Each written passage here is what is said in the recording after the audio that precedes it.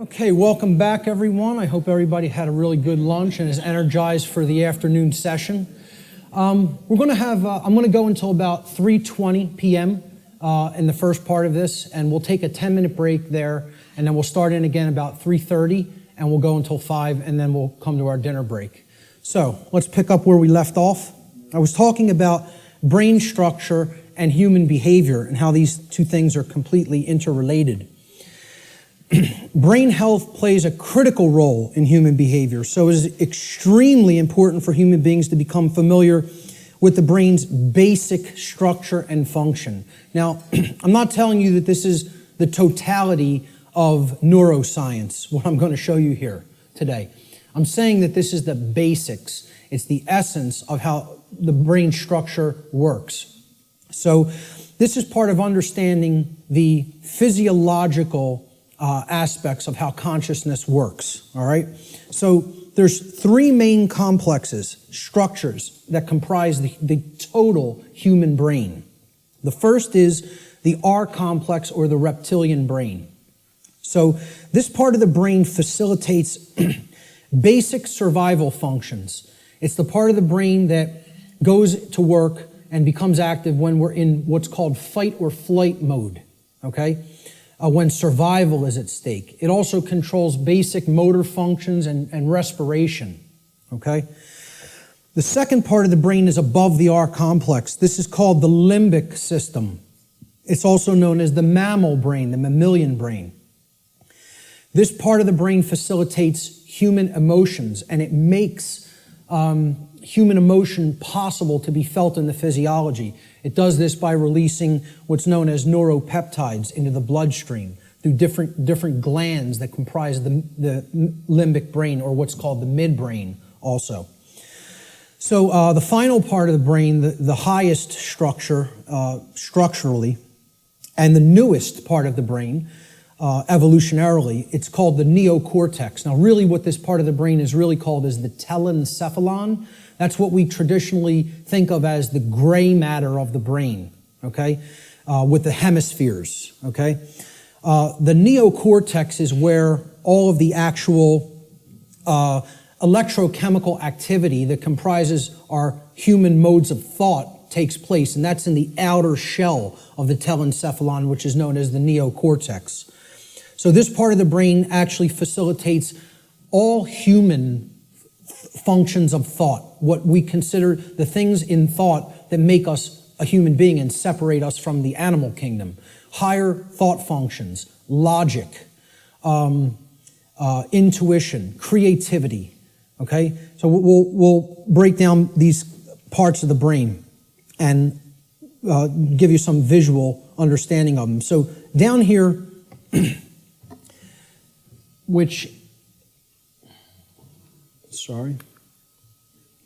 down here is the reptilian brain. It's comprised of the brain stem right here, and this part of the brain is called the cerebellum, okay? These two components together essentially comprise the R complex. So again, the R complex is the lowest consciousness part of the brain. We don't do any thinking with this part of the brain. It's the reactive part of the brain. It reacts to stimulus. It's the stimulus response mechanism. Now up here in this middle part of the brain, these are all the different glands like the hypothalamus, the thalamus, the pituitary and pineal glands, etc., that comprise the midbrain or the limbic system. All human emotions are facilitated, are made possible by this part of the brain, okay? So this part of the brain, if it wasn't working properly, you would not be able to experience a normal range of human emotions. This is part of what psychopathy is. Psychopaths, this part of the brain is not functioning properly, whether it be from a birth disorder or whether it be from conditions over one's life that if someone has stayed in chronically has numbed out this part of the brain and it is not functioning properly anymore, so the person's not actually experiencing a normal range of emotions. This part of the brain, which again is the telencephalon, this gray matter part with all of the grooves, etc., that's the neocortex. The neocortex is the outer casing, basically, of the telencephalon, the higher brain. It's the human brain, okay? Neo means new, so it's the newest part of the brain structure as far as evolutionary development of the human being goes. So this part of the brain facilitates all higher order thinking. Now, what you have to understand about the telencephalon, or the hemispheres of the brain, is that they're first of all bilaterally symmetrical, and they generally control different functions of thought. Now, I'm not telling you it's 100%. Neuroscience is more complicated than that, okay? But in general, the left hemisphere of the brain is what governs logic, analytical thought, and scientific and mathematical thinking, and also linear thought processes, okay? Physical world tasks and details, being able to break things down and analyze them, all right?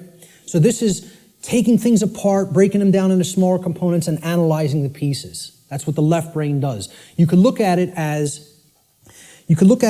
a series processor, okay? It has to go into this part first, then here, and then we could spit out the output. A linear process, like a series processor, okay?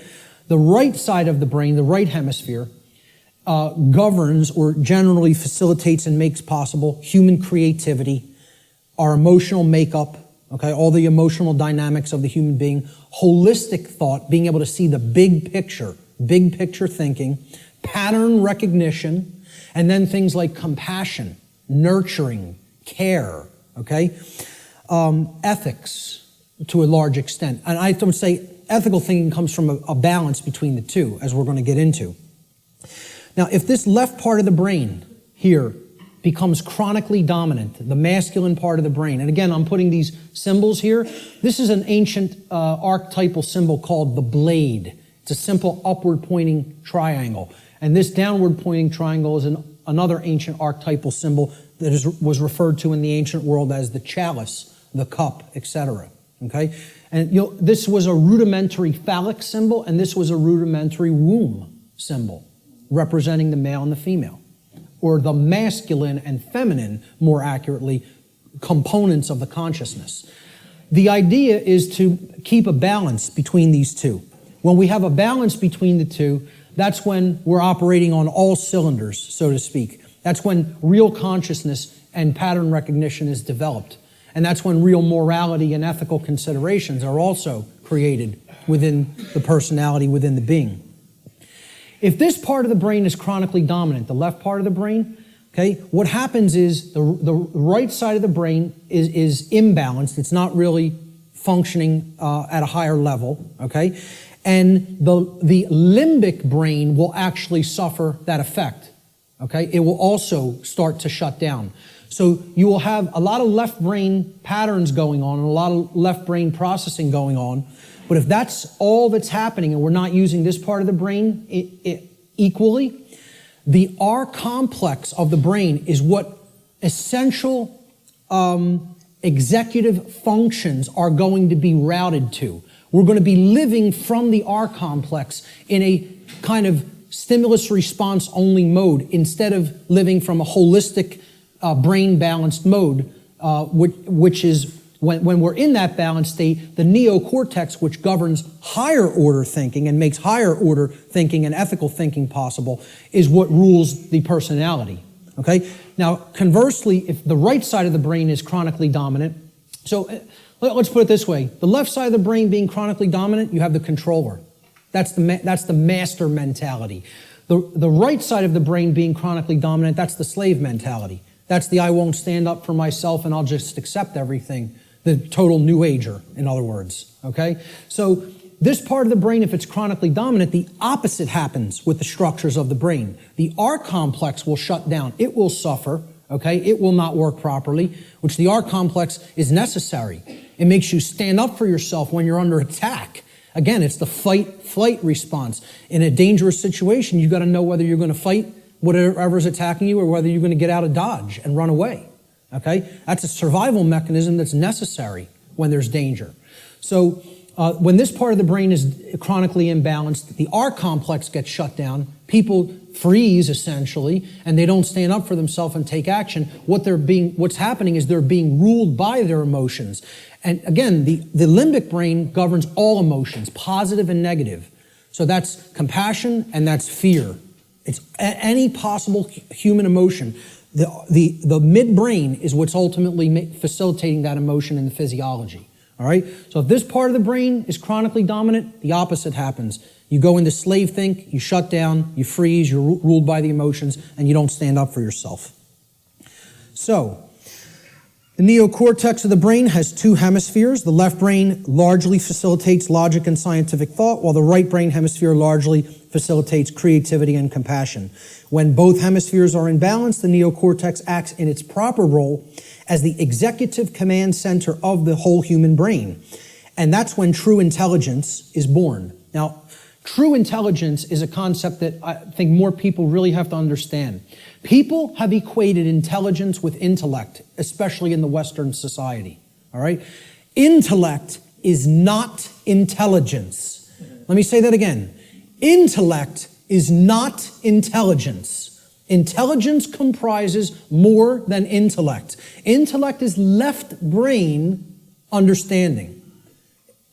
True intelligence is holistic understanding, with the right brain included in the process, the nurturing, compassionate, creative, and intuitive sides of the consciousness together with the intellectual aspect of the consciousness. And you can see this in the word. Intelligence, right? Intella is where intellect comes from, okay? And gens, G-E-N-C-E, comes from the Latin verb generare. Generare means to generate or to create. So it's the creative aspect of the personality or the right brain. So intellect plus creativity, logical thinking plus nurturing and compassion. That's real intelligence, holistic intelligence. And most people in our society are not in holistic intelligence. They're in one form of brain imbalance or the other. So let's look at how this manifests.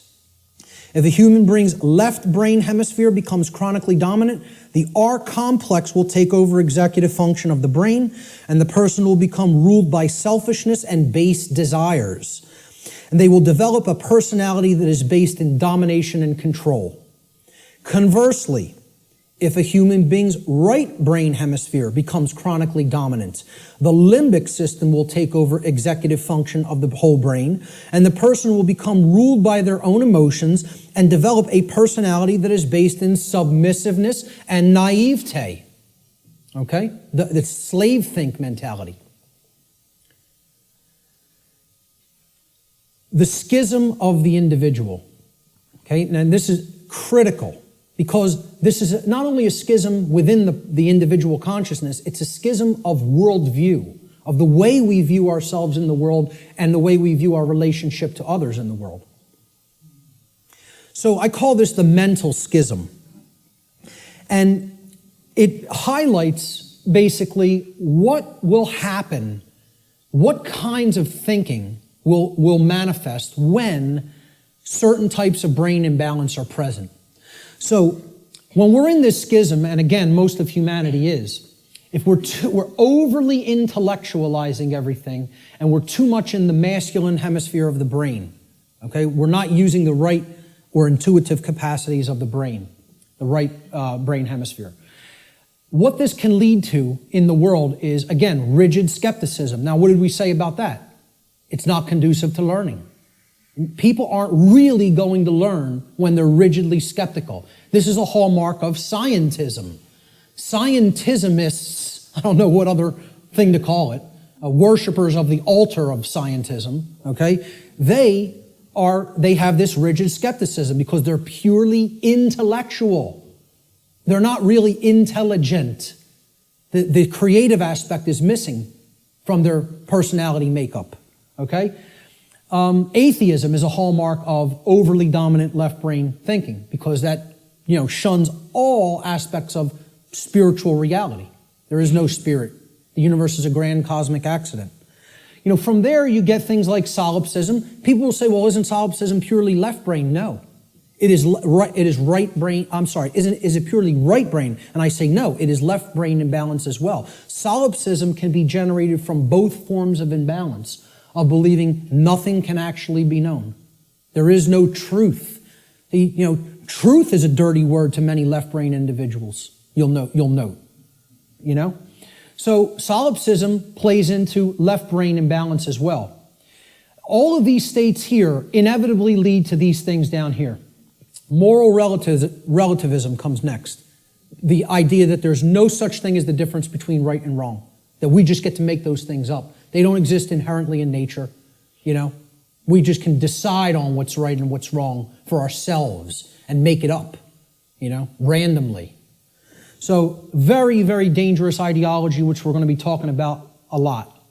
Social Darwinism inevitably comes after that, all right? This is the idea that a certain class of society can get to direct how the lives of everybody else will go because they're the intelligentsia, so-called, okay? Or the intellectual people, really is what it is, the over-intellectualizing. And we'll direct society because we're the fittest. Like Darwinism postulates the survival of the fittest, well, social Darwinism postulates the survival of the most socially ruthless. And many people believe that's the natural order. They believe that's the natural order, and nothing could be farther from the truth. What that is it's the psychopathic chaos. It has nothing to do with nature, and it has nothing to do with order. It's the exact opposite. So this state, and these are hallmarks of dark occultism as well. Okay? I think I should know a thing or two about it, as I was a priest in it for almost 10 years. I might know a couple of things about Satanism. Okay? So moral relativism is one of the big tenets of Satanism. It's actually one of the pillars of Satanism. Social Darwinism is highly praised and valued in Satanism. And eugenics. Okay? Because if people don't understand what eugenics is basically people, who have gone so deep into this form of left brain imbalance that they believe they're God and they can get to decide who lives and who dies. That's really what it is. We will control who breeds and who does not get to breed, who gets to live and who does not get to live. All right? That's essentially eugenics in a nutshell. And again, these are all authoritarianism, forms of authoritarianism. Okay? And it's the idea that man is the author. Man is the creator. Man is the God. Man will make the law. Man will decide who, life and death at any given moment. We will decide what's right and wrong, etc. That's essentially what all of these forms of thought are. Extreme left-brained imbalance. And I was there. I was in this state in my life. I was in it for years. For years. All right? Let's look at the other form of imbalance. If the right side of the brain is chronically dominant, this leads to, similar kind of imbalance, but in the exact opposite form. The brain is still completely imbalanced, therefore the person's not in a high state of consciousness. They're completely unconscious to what's really going on within them and around them. But the manifestation is generally the opposite of the left brain forms of imbalance. So if you're in real right brain imbalanced state of consciousness, this will lead to naivete, believing anything you're told, accepting things from quote unquote official channels and official sources without actually checking into them for yourself. Blind belief. You'll believe the next religion that comes along. We just have to tell them what they want to hear, and I'll believe that. So, New Agers are basically in this category: naivete and blind belief. People who trust government, of course, are in that category because, again, it's about creating the masters and the slaves. That's what brain imbalance is for, and that's why the controllers want to propagate this imbalance and keep it in place. Again, religious extremism, that's hallmarks of right brain belief, right brain imbalance. Solipsism, no such thing as truth, all from right brain imbalance as well. Feelings of unworthiness, self-loathing, accepting orders from other people, being an order follower. We're going to have a whole section on order followers later and how this is the exact opposite of anything virtuous. For people that believe order following is some kind of a virtue, I don't know what to tell you, but it's the thing that leads to all evil in the world. is accepting somebody's orders and not actually gauging for yourself whether the activity, the behavior is moral or not. Okay? And it creates a willing slave. This form of imbalance is ultimately generating a willing slave, whereas this form of imbalance is ultimately generating a psychopathic master. And they're all forms of mind control. It's just another aspect of how mind control works. The propagators of mind control are just doing this to keep that imbalance present in one form or another. They don't even care which it is. As long as they have some that are imbalanced toward one direction and some imbalanced toward the other direction, that's how the dynamic plays off against itself. And you have a world that is continued to be kept under lockdown. So let's look at the worldview schism that goes hand in hand with the brain schism or the mental schism. And again, worldview is exactly what it says. How do you view the world? How do you view yourself in it? How do you view others in it? Well, when there's chronic left brain dominance, the worldview that emerges is one of randomness. And again, this is a hallmark of scientism. The world is this grand cosmic accident. All right? The whole universe is a grand accident. There's no purpose. Right? There's no creator. Everything just magically manifested on its own for no reason from a single singularity, a single point in space-time for no reason. You give me that one, and I'll tell you everything else that happened after that. But you got to give me that one, you know? And I have some bridges to sell you, you know? So, you know, there's no underlying intelligence in nature. Nature is dead. That's what this worldview is about. Nature is dead. It's a dead thing. It's a mechanized machine that is there for no reason. Okay? There's no such thing as the spirit at all. No such thing as spiritual dimension. No such thing as natural law, certainly. Because for one to accept natural law, well, where does it come from? You know, I ask people like whether they accept that natural law exists or that, you know, there's actual objective truth and morality, and like 2/3 of people don't accept it. They don't believe that it exists. They don't think there is objective reality and objective truth and objective morality. You know, they think it's all relative and we get to make it up. I've actually done a psychological, small psychological profiling or study, you know, just asking people this question at random and collecting results and analyzing them. We're at about 2/3 of people who are moral relativists and believe that truth is relative also, that it's not objective. Okay? Now, you ask the same people, do you believe in karma? 88, almost 90% of people believe karma is real and it exists. So I'm like, I can't believe this. You're going to tell me that there's no such thing as a real difference between right and wrong. They're constructs in the human mind is what they think. Right? And simultaneously holding in their mind the idea that karma exists. Well, I asked them the question, what put karma in place then? You believe it exists. What force created it? What made it? What put it in place? And they have no answer for that. You know, they intuitively believe karma exists, but can't answer where did it come from? Because that would involve a creator. And somebody in left brain imbalance can't acknowledge that. You know? So, to a left brain imbalanced person, there's no such thing as spiritual or natural law. It doesn't exist. As a matter of fact, all of existence has no purpose other than to continue its existence. See, survival is the highest aspiration to a left brain imbalanced individual. Right and wrong have no bearing. There's no point in even discussing it. Okay? Because right's what's right for me if I'm super left brain imbalanced. Wrong is whatever affects me negatively. Okay? It doesn't matter what's actually moral. Okay? It's all subjective to a left brain imbalanced individual. And to them, nothing has any purpose.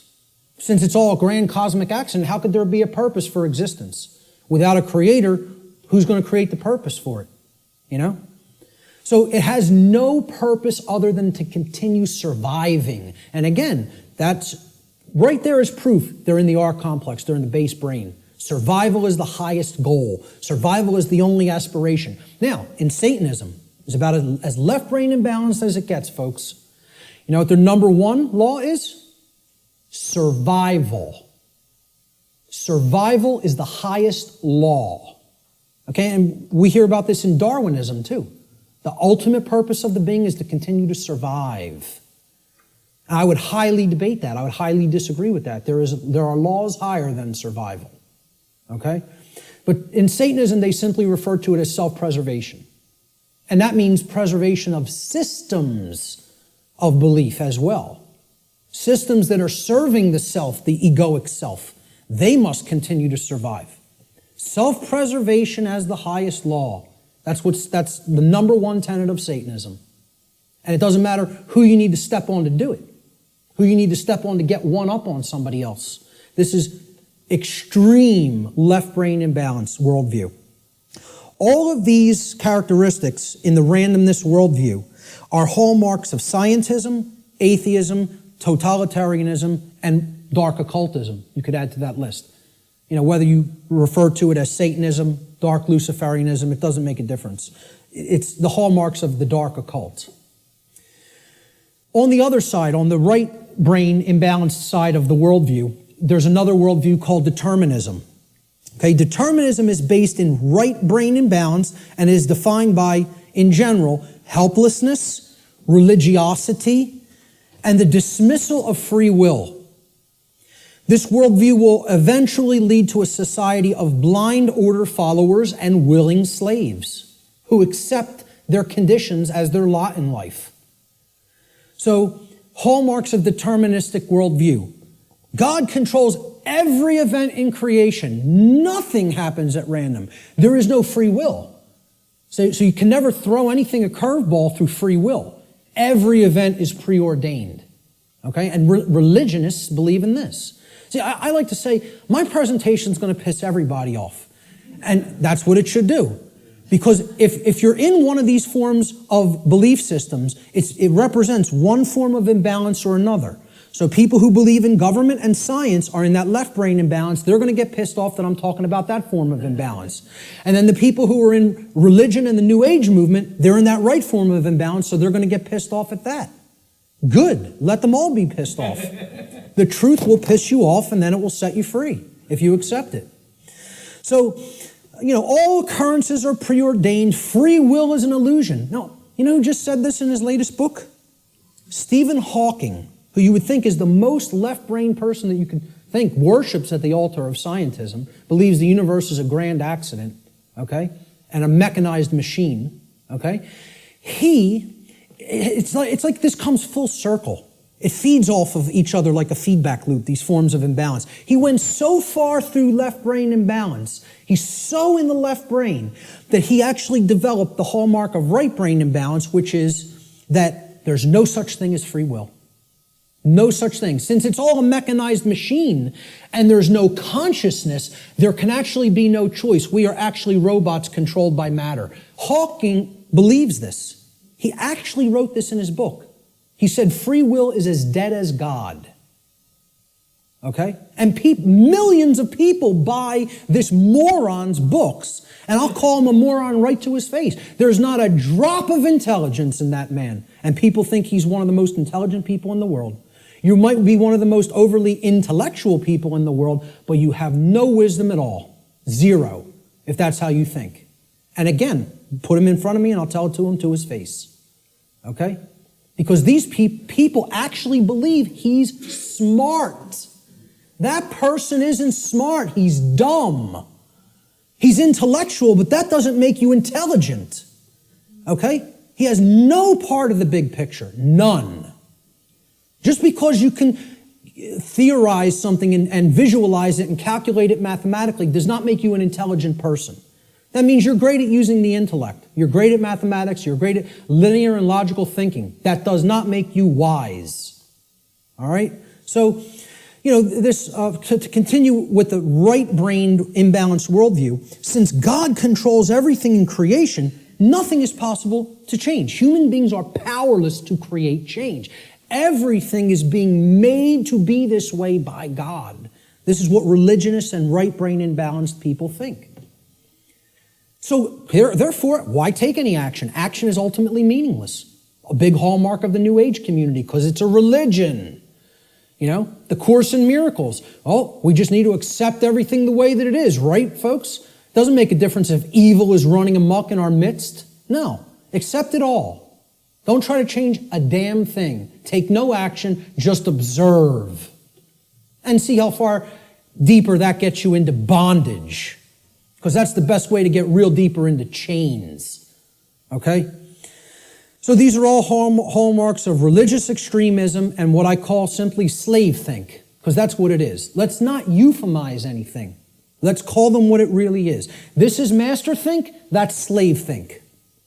And if you want a world that continues to propagate slavery, you'll stay in one of those forms of brain imbalance. And this right brain imbalance, in addition to religious extremism and slave think, is the hallmark of the New Age movement and their followers, their religious followers.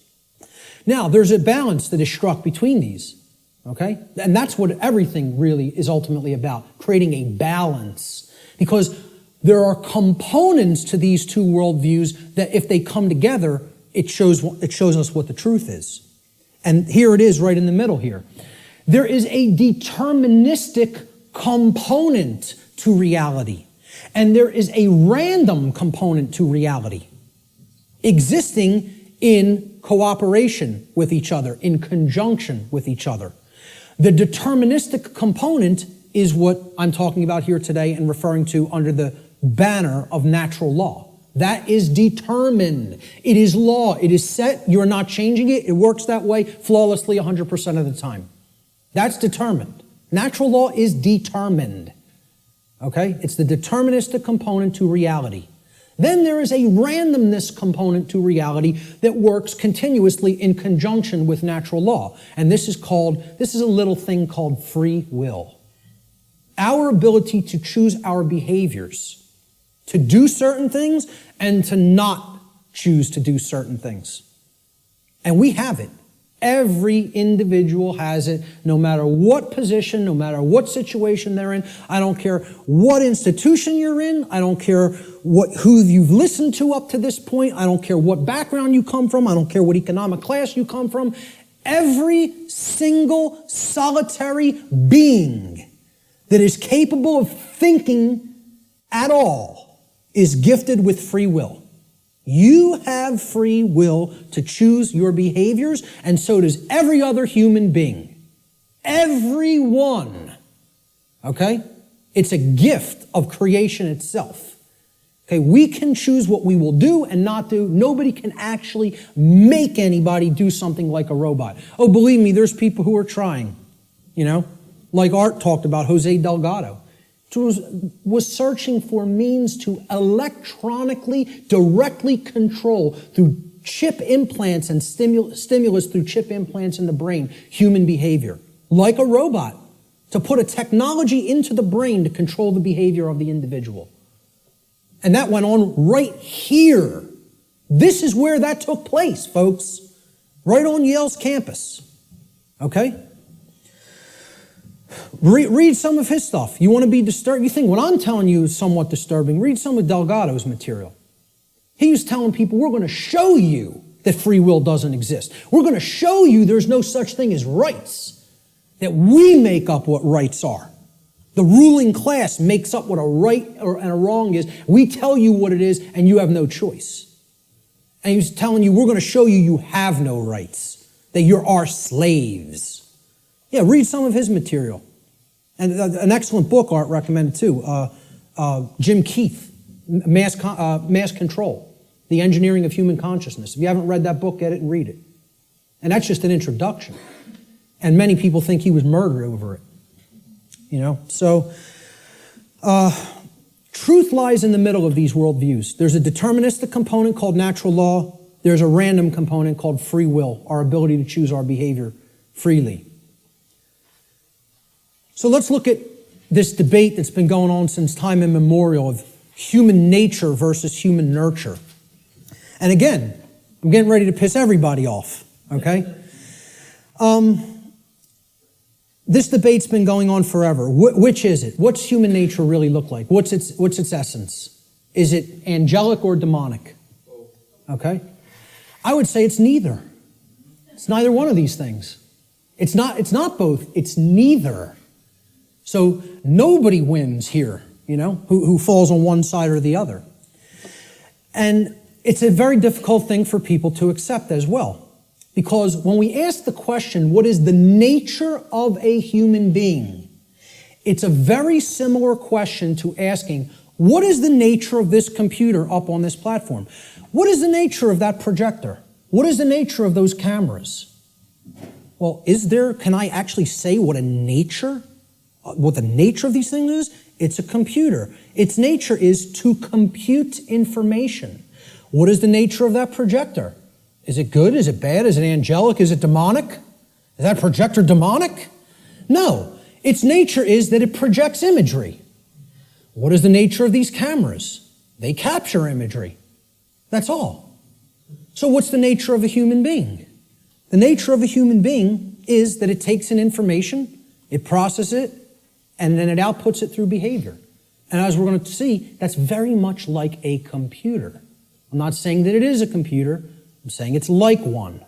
Okay? So human nature is neither inherently good nor inherently evil, as many people think fall on one side of this argument or the other. Instead, we should consider the operating conditions or the environment in which human beings exist, which influences behavior to a great extent, thus creating the current human condition. That's why it's called the human condition. It's not called, the situation we're in is called the human condition. It's not called the human nature, okay? It's called the human condition. There's a reason it's called a condition. For any condition to be in place, well, hey, what condition is my computer in right now? What condition is my projector in? What position is Richard's cameras in?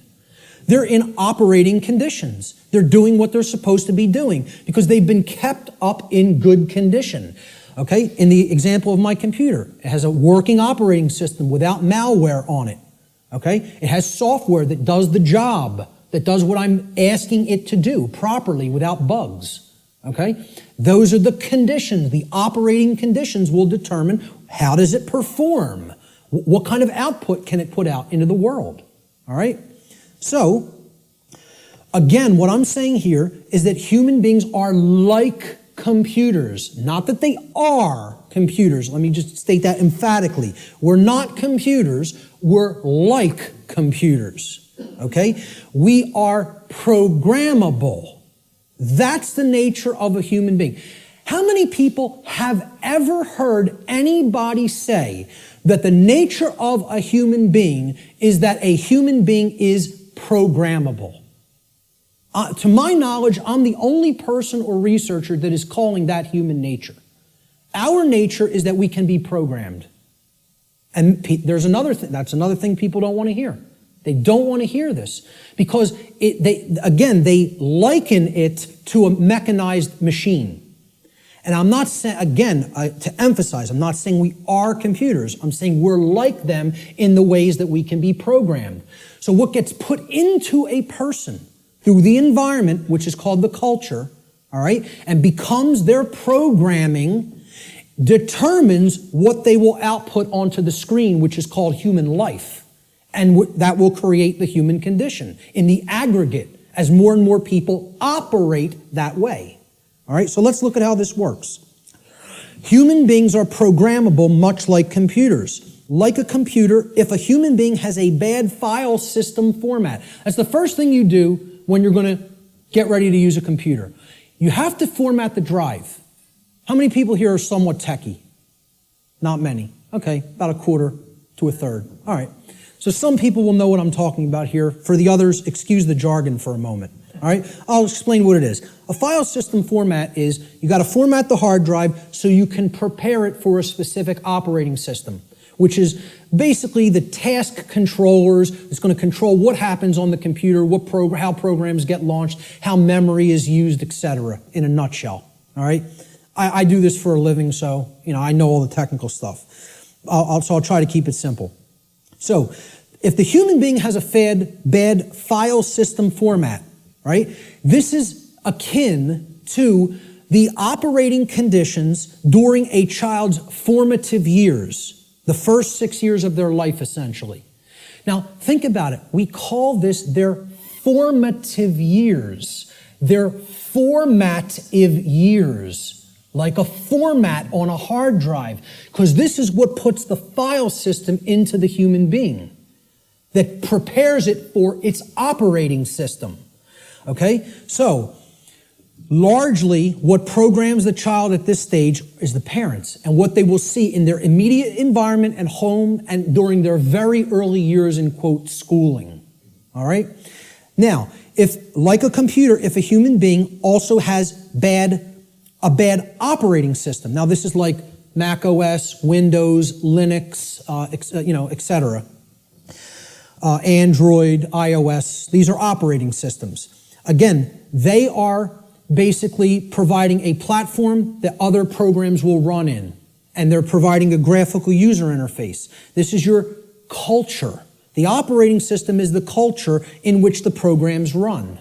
Okay? So let's say if you have a bad operating system, meaning you're already surrounded in a bad environment, in a bad culture, right? That's also going to negatively impact the output. And then they have bad software programs. Now, these are the programs that you run. Now, if I didn't have a good presentation piece of software, my presentation might come out sloppy. It might crash in the middle of it. It might not display the graphics or the text properly. Okay? So you got to make sure you're working with good, reliable software as well. Now, what the software is the belief systems, what the person has taken into the mind and is processed and made part of themselves. And now, if all of those things are bad, we have three bad components. The format is bad, the file system format, which is the formative years of the child. Okay? The culture is bad, meaning they're already growing up in a bad culture or in a culture that condones moral relativism, etc., and doesn't understand natural law. And the software programs that have been input into the child are bad, meaning their belief systems. Okay? What do you think the output of that, quote, computer is going to be like? Is it going to be good? Is it going to be chaotic? If I screw up my system's hard drive format, if I put an operating system that is like at alpha state and it's not ready for prime time because the development's not finished, it's half-baked, okay? And then I load crappy software that's full of bugs and the developers didn't really care about programming them correctly, do you think that computer is going to operate properly and give me the output on the screen I'm looking for, or output on the printout I'm looking for, or output on the internet that I'm looking for? Good luck. If you know a little bit about computers, you're laughing now because it would be ridiculous to assume that it could do that. Well, why do we think that we're going to have that in our environment when all of these things are badly programmed? See, the output onto the screen is also going to be horrible if all those three things, that determine how the system works are also bad. So it will contribute to deteriorating conditions on a mass scale. Like a computer, the behavior of a human being largely depends upon its programming. And its programming is the quality of the information that is being input into it. The quality of the information it's taking in.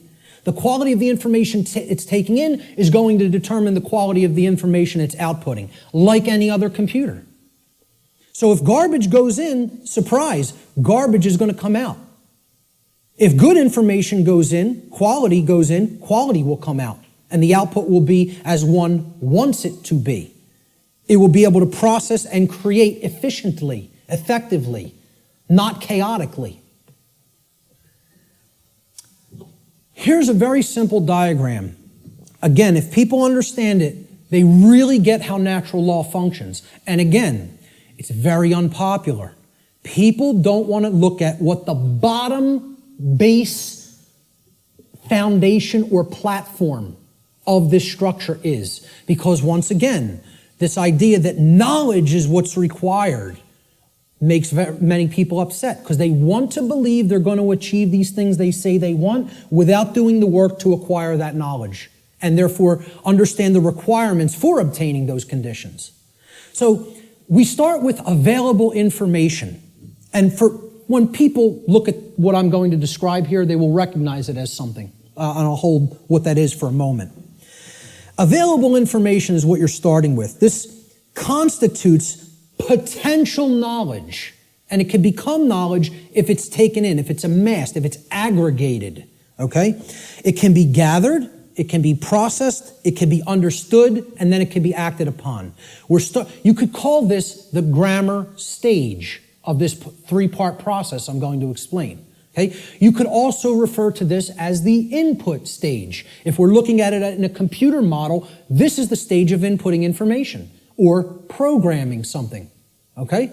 Now the next step that's built upon this is once you've taken information in, necessary information, you then come to a position of understanding it. You know what it means, you recognize the patterns. All right? So this is the second step in this process. Now, your understanding or lack of understanding, okay, now in the first stage, your knowledge or lack of knowledge is going to lead to understanding or lack of understanding.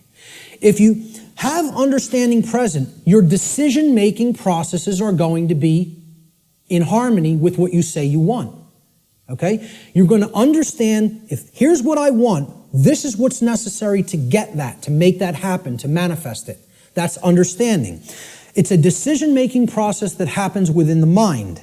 These processes take place in the human mind and are chosen by each individual based upon available information. So again, you can see if information is held back, if it is occulted, or even if it's just people are dissuaded from taking it in because people will say, no, there's nothing there, there's nothing to it, right? You could see how they'll never get to this step. They'll never understand. They'll never get to the second level of creating our reality. All right? Effectively, efficiently. The third stage to this process is what you do with what you have come to understand, to know and understand.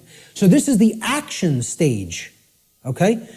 Each individual's behavior, the behaviors that they choose through their own free will, is based upon the quality of their decision-making processes that are happening within the human mind.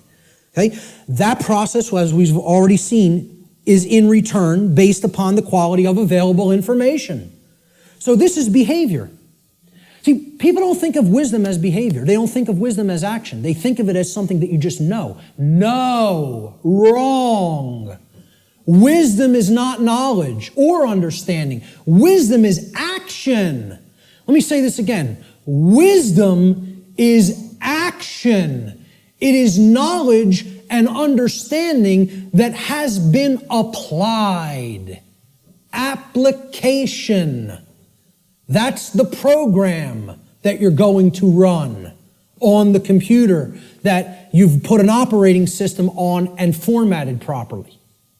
The application is the action. When you're working in a computer doing things, you're working in an application. You're not building the things you're building with the operating system. The operating system is what's supporting the program that allows you to be creative. Okay? And in return, the file format supports the operating system. So, we start with available knowledge. That can be converted in available information, which can be converted into knowledge, which can then, through decision-making processes and filtering of that information to eliminate inconsistencies, can lead to an understanding. In continuation, the understanding can then lead through our free will decision-making processes to be converted into behavior, into action in the world. That, when it's done properly, it's wisdom. When it's done with morality and ethics in mind, it's wisdom. When it's done without that, it's folly. Okay? And it leads to more and more chaos.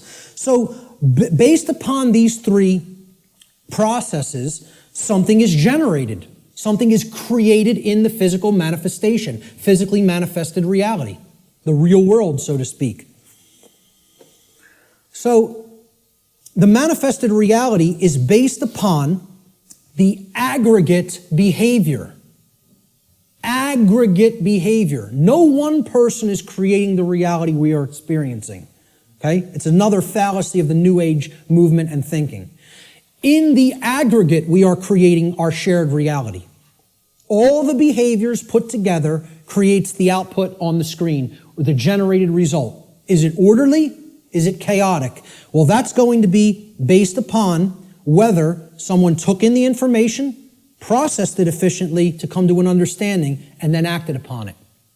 The manifested reality is the quality of the condition which manifests in any given society based upon the aggregate quality of human behavior within that society. This is how our reality is actually created. The conditions that we experience as the daily events of our life. It's a simple 3-stage process that leads to a result. And for many people here, you will recognize, if you've looked into this discovery process and this creative process, is known as the trivium. This is what the trivium is. Okay? In the ancient traditions, this is what the trivium was labeled. It was labeled knowledge, understanding, and wisdom. In the later aspects, when they passed out of mystery school tradition hands and went into some other think tank and society hands, the knowledge of the trivium was termed grammar, logic, and rhetoric. Grammar being the knowledge stage of aggregating available information, logic being the understanding stage of making using processes to analyze and filter said information and come to an understanding of it. And then the rhetoric stage was the application, the action, taking action based upon what you've come to understand. Now, there's a third way of looking at the trivium in computer jargon, and that is input, processing, and output. And then you get the result on the screen, which is called life. All right? Any way you want to look at the trivium, I don't care. But understand it, know how it works. Okay? Because this is why a big part of why we're in the situation that we're in is that the trivium methodology of truth discovery has been completely obliterated from public consciousness. Completely obliterated. And I ask people how many people have even ever heard the word trivium. Raise your hand if you've heard the word. So a good portion of the people here have. Many people have never heard the word. And if you do a Google search on it, most people are going to get back the band, the metal band, the trivium, which is not a bad band, but, but the whole point here is the results that are going to come back through Google or Bing or Yahoo or whatever are going to give you a metal band, a heavy metal band, instead of the trivium method of learning, the classical liberal arts education methodology. Because they want to try to sanitize that as much from human consumption as possible. They don't even want you to understand how that works at all. And that's why it's been removed from public schooling. And that's why, as long as this society stays the way it is, it'll never be put back into public schooling. I tell people a little anecdote. When I was in high school, and thank God I went to the high school I did because they really hammered Latin and Greek into you. You were going to know your Latin and Greek when you came out of my high school, okay? For whatever other indoctrination they put into you, that's a different story. But I'll tell you what, you came out of there knowing your ancient languages. It was still part of the curriculum when I was in high school. And, again, I think I came out better out of there because of simply the linguistics knowledge that I gained from it. And we read Gaius Julius Caesar's war journals in their original Latin and translated them. And in one of them, he's absolutely lambasting one of his centurions. Okay, they're on a campaign in Gaul, which is France now. And Caesar is, making his rounds of his troops, and they're getting ready to, push deeper into Gaul. And he finds, when they would have their encampments, they would have a lot of, slaves of the Roman Empire that they would take with them on their campaigns that would do a lot of the lifting of the equipment and the carrying of the equipment for the centurions to do battle in the next battlefield location. And the slaves would have to do all that manual labor. And Caesar says to one of his centurions, he's passing by their encampment, and he sees one of the actual centurion leaders teaching one of the slaves the trivium method. And he flips out on him in this journal. He says, I caught one of my centurions, teaching the trivium, and freaks out on him. How dare you teach a slave our method of learning? Soon they won't want to be a slave anymore. There'd be an uprising if they knew what we knew, if they knew our truth discovery methodology. He said, I forget how it really ended, but I think how it ended was he told this centurion, if I ever catch you doing this again, I will personally cast you into the wilderness of Gaul and let the Gaulians deal with you, who knew that the Roman Empire was trying to conquer their people at that point, which is basically saying it would be a death sentence, but I won't even carry it out. I'll let our enemy carry it out on you. That's how much he didn't want their slaves to understand their methodology for learning. And that's the trivium. And that's why most people have never heard the word. So you got to look into it and understand how it works. That's all I can say about it. It is how we build our reality, either efficiently or destructively. So let's look at some of the principles of natural law. Now, in my extended seminar, which goes over a 6-week class of lessons, I get into these principles deeply in an extended form. We're not going to do that today because time doesn't allow. I'm going to briefly touch on each one. Okay? The word principles, let's define it. Principle comes from the Latin noun principia. Principia means first, foremost, leading, chief, or most necessary. It is that which matters most. It is the first things that must be understood before anything else can be understood. Principles have to come first. And this is the problem. Our society does not put principles first. It puts trivialities first, and we're no longer a society that even cares about principles or first things. So first things first. First things or principles have to come first. So let's look at what the principles that underlie natural law. These are the things that are most important. That's what principles should mean to people. If we ask people to define what a principle is, the first thing they should say, that's the most important thing. The most important thing in my life. Now, when in the natural law seminar, we did a homework assignment, we asked people what the most important thing was to them. Very few responded with principles. Most people responded with saying that people or the family was the number one response. The familial connection was more important to them than principles. Now, when people hear me say that that's backwards, they'll say, how cold are you? That's so cold, okay?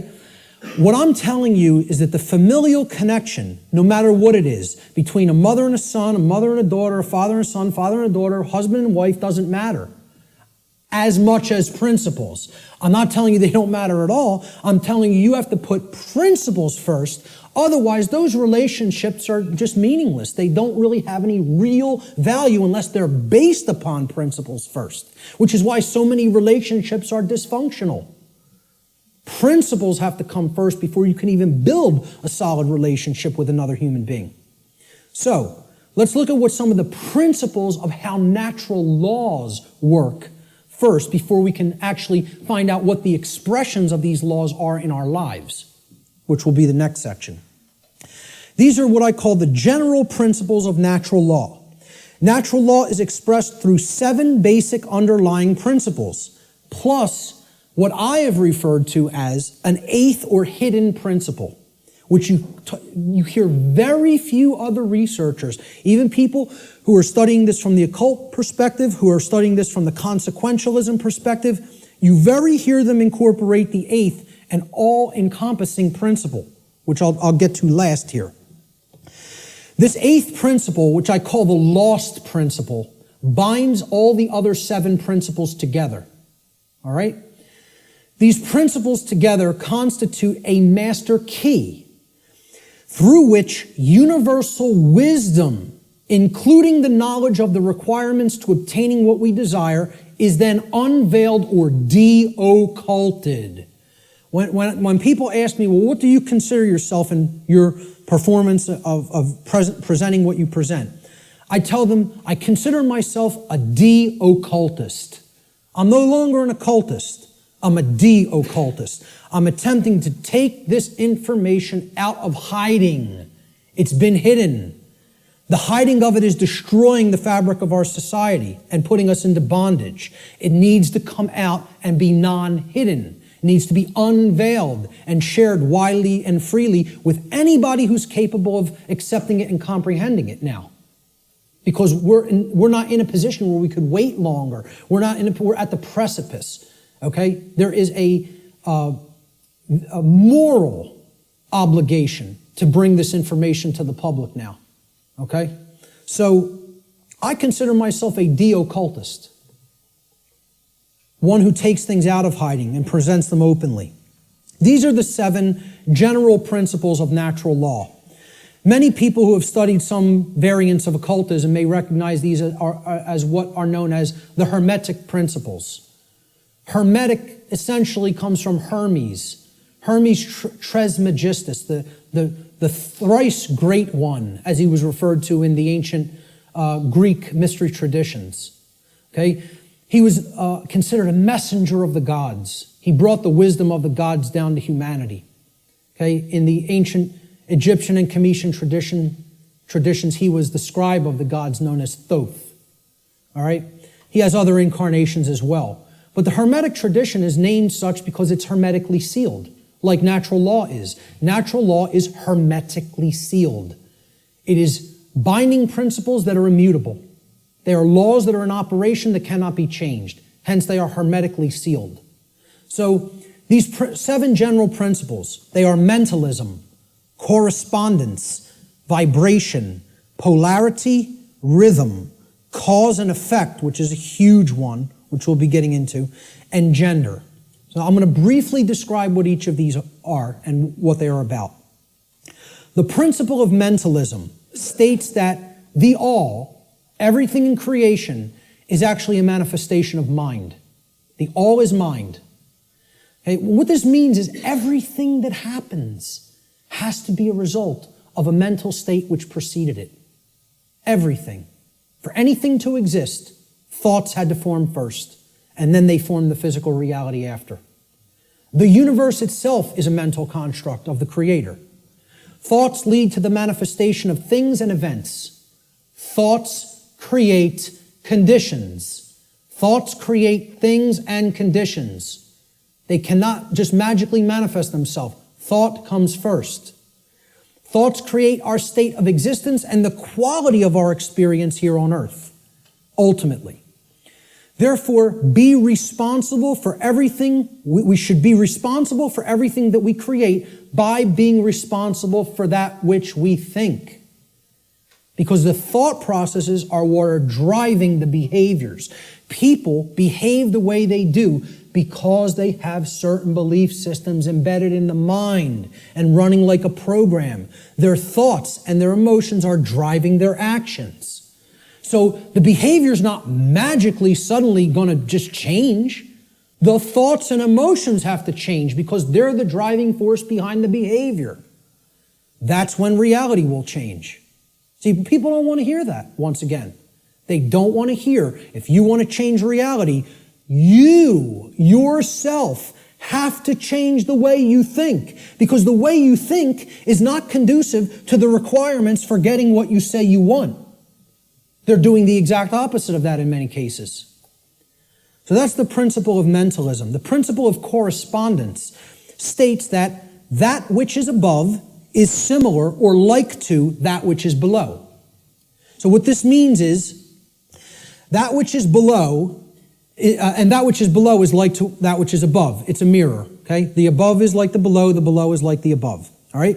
The above, in this case, is the macrocosm, okay? The laws of the very large things, okay? The laws that govern the creation which we consider is seemingly outside of ourselves. We know at the deepest level that it's not, that we're one with it, but, we perceive this as out here, the laws that govern the large aspects of things. So the macrocosm, or the very large, the totality of everything, and the microcosm, which is the very small, or the individuated units that comprise the whole in their aggregate, okay? They are reflections of each other. They cannot be separated from each other. As one goes, the other goes. The universe is actually a holographic system, okay? It's a hologram is an image, okay? You pass a laser through it, and it then projects a 3D image, okay? It's like a flat image, and it projects a three-dimensional image. But the aspect, why they call it a hollow, like holistic, hologram, holistic image, is if you break a hologram into multiple components by cutting it. So if I take a hologram and I cut it in 4 pieces, you don't have a quarter of the image on one part of the hologram and a quarter on the other and a quarter on the third and a quarter on the fourth. You have 4 whole images that only lose their resolution by a quarter. Okay? So everything is contained in all the smaller parts. Okay? That's like the reality that we're living in. Our universe is a holographic one. So the universe is inside the individual. And the entire universe is like an individual. They're reflections of each other. To know the workings of the individual will help lead us to an understanding of the macrocosmic laws. Similarly, to learn the macrocosmic laws will help us to learn the way that consciousness within the individual functions. These two things cannot be separated from each other. And once again, as I said near the beginning, that's what occulted knowledge is. The knowledge of the occult is how the microcosmic world works, which is the individuated consciousness, and how the macrocosmic world works, which is natural law. So the other part of the principle of correspondence is that our reality is also fractal in nature. Now, if you studied fractals, these are self-similar mathematical generated patterns, okay? We see this through things like Fibonacci sequence in mathematics, and this is repeated endlessly throughout nature. Okay, so you look at the structure of the atom, and it's similar to the structure of the solar system, which is similar to the structure of the galaxy. They work the same way. They look the same. You pull back enough, you'll keep seeing the same pattern repeat.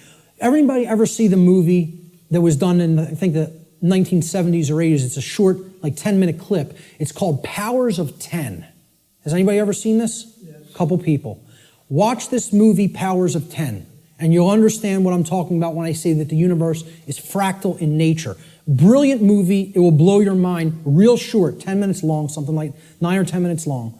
They basically zoom up into the cosmos to show you how everything is self-similar. Then they zoom down into the cells of a human being and in the atoms that comprise the hand and cells of the hand, and show you how everything is similar there, all the way down to the atomic level, okay, and the subatomic level. So the universe is both holographic, meaning that the whole is contained in the parts, and vice versa, and it is fractal or self-similar across all scales of its existence. That's the principle of correspondence.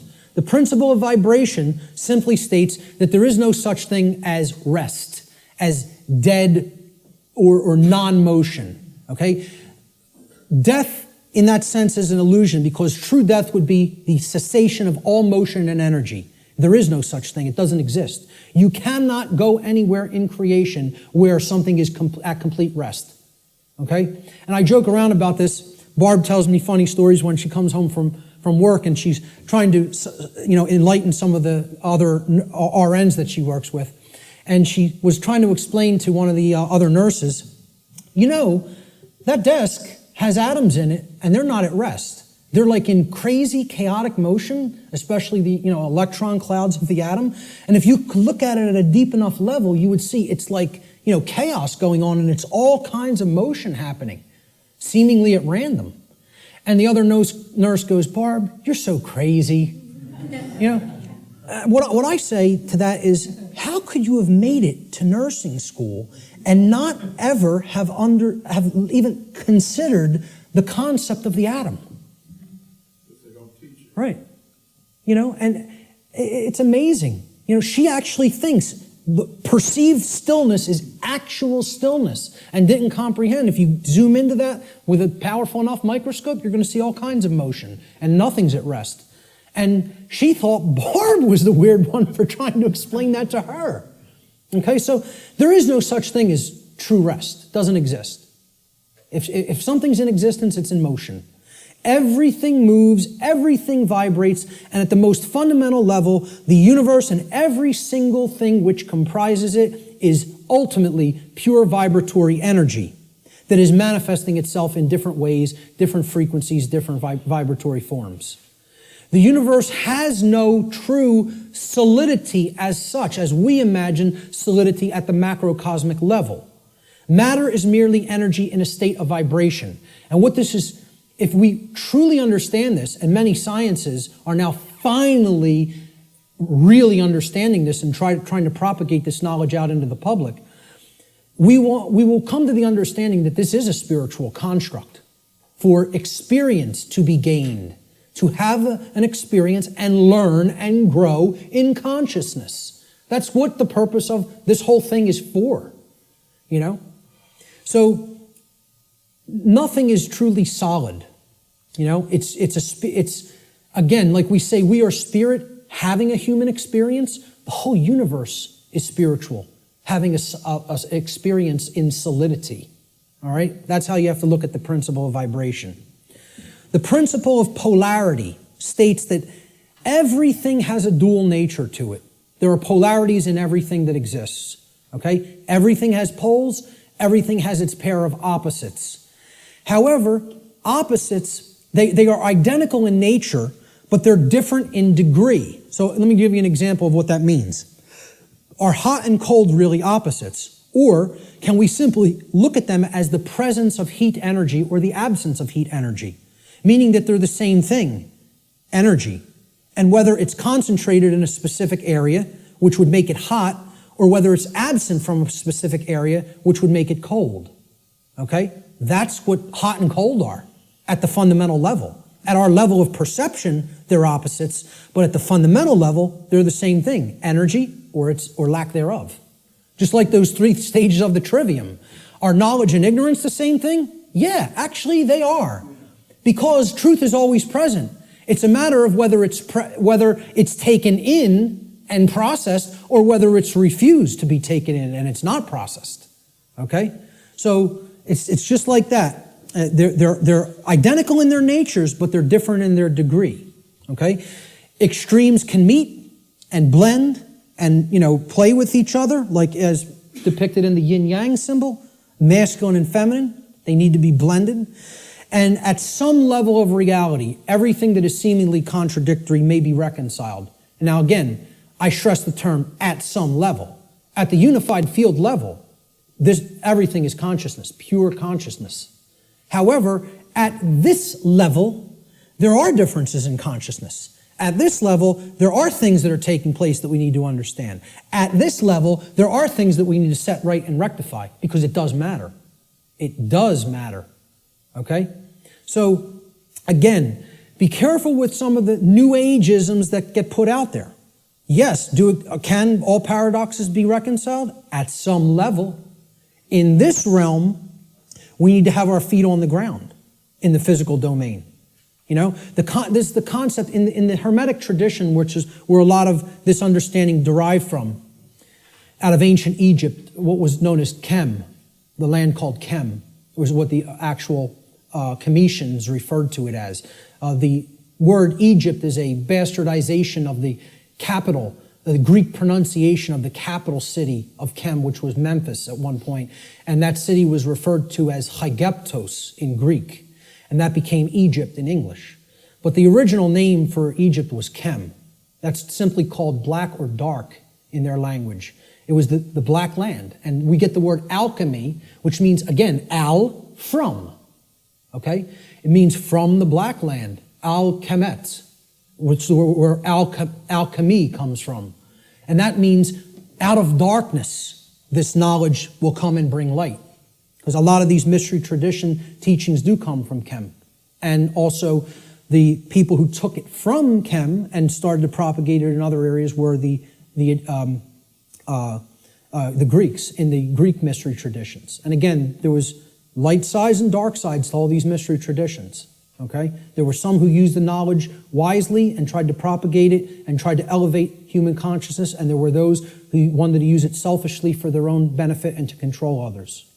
So my point was that in the Egyptian mystery tradition, I lost my train of thought there. I'm sorry. I was talking about all paradoxes may be reconciled at some level, and I brought up the mystery traditions. I can't remember why I went into that, so I'll just keep going. Let's look at the principle of rhythm. Everything flows out and in. Everything has its tides. All things rise and fall. Okay, so everything has a rhythm to it or a swing to it. There's tendencies that exist in energy. The pendulum swing manifests in everything that we undergo, everything that we perceive. The measure of the swing to the right is the measure of the swing to the left. It's just an opposite. It's perceived as an opposite. Rhythm will compensate. Now, how this should be understood when we are talking about natural law is many people will say, well, that's just the way the tendency is moving us. It's just the way the tide is taking us, right? But that's not really accurate. Okay? We can't look at these things as that the rhythms are set in stone and it has to be this way now, right? One of the things that a lot of the Hermetic tradition taught regarding these laws, these principles, were they can be overcome by higher levels of consciousness. Okay? This one was one of them. Rhythm is a principle that is a tendency for something to swing a certain way. Let's liken it to genetics.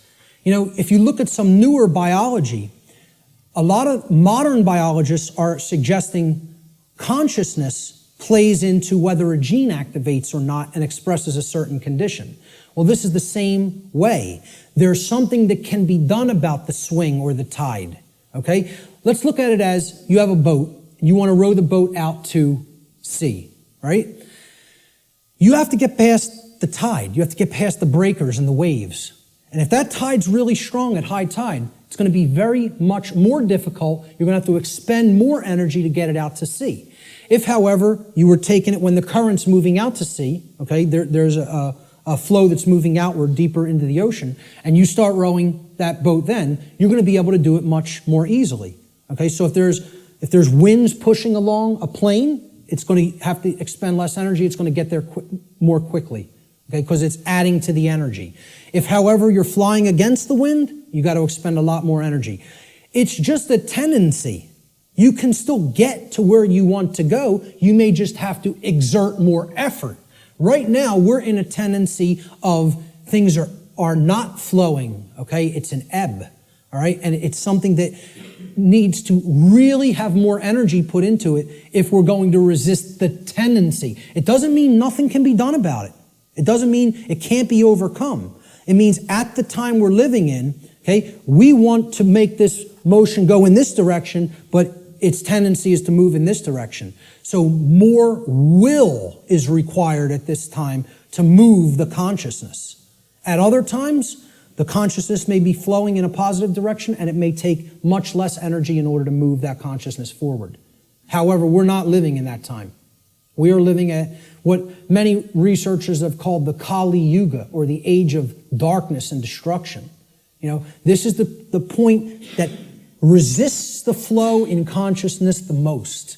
And it's going to take an enormity of effort to break down these pre-existing belief systems that don't serve who we are. So that's the principle of rhythm. This is the principle here in natural law that most fits in with how I'm using the term natural law today, cause and effect. Many people, again in the New Age community, don't want to believe that there's causes and effects, and that effects are driven by causes that, come first and then manifest conditions. So the principle of cause and effect simply states that every cause has its effect and every effect has its cause. Every single thing that occurs happens according to law. All right? Chance is a name for a law not recognized. There are many planes of causation, but nothing escapes the law. So again, is there free will? Yes, there is free will. But is there free will to ignore law without consequence? No, there is not. That's the limit of free will. Free will is operating within boundary conditions that I'm referring to as natural law.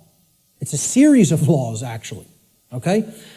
Free will operates within these parameters or boundary conditions that cannot be exceeded or gone beyond without consequence Oh yeah, you can break natural law. Yes, you can break it, but you cannot break it without consequence. You cannot break it without consequence, negative consequence. And that's why this body of knowledge has in the past been referred to as consequentialism. It is the knowledge of how consequences are generated by our free will decision-making processes within the boundaries of natural law. So this is the law of cause and effect, the principle of cause and effect. And I think this image, I was searching for images that encapsulate cause and effect, and I found this cartoon, and I think it does it brilliantly. Most of all, because will the effect happen immediately? No, it will not happen immediately. There is a time lag. You set the cause into motion. The universe is going to intelligently bring to you, through a rearrangement of all the dynamics that it needs to rearrange, the effect of what you've generated by setting that cause into motion. And there is a time gap between the cause going into place and the effect coming around and hitting you. This is why the pattern recognition of cause and effect is more difficult, because it is separated by a time lag, by what we perceive as linear time. Now, if you did a wrong to somebody and immediately you were stung by a wasp, every single time you did a wrong to somebody, it showed up and bit you immediately within 2 seconds of you hurting somebody, stealing from somebody, lying to somebody, etc.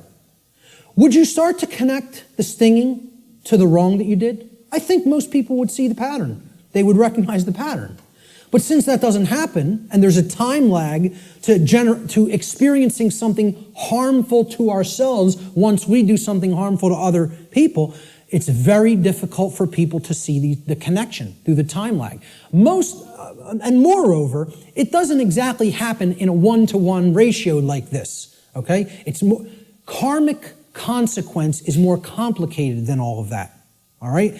What's happening is that all of us are experiencing in the aggregate the wrongs that the human species is conducting on a daily basis, which we do not attempt to rectify and stop through our inaction.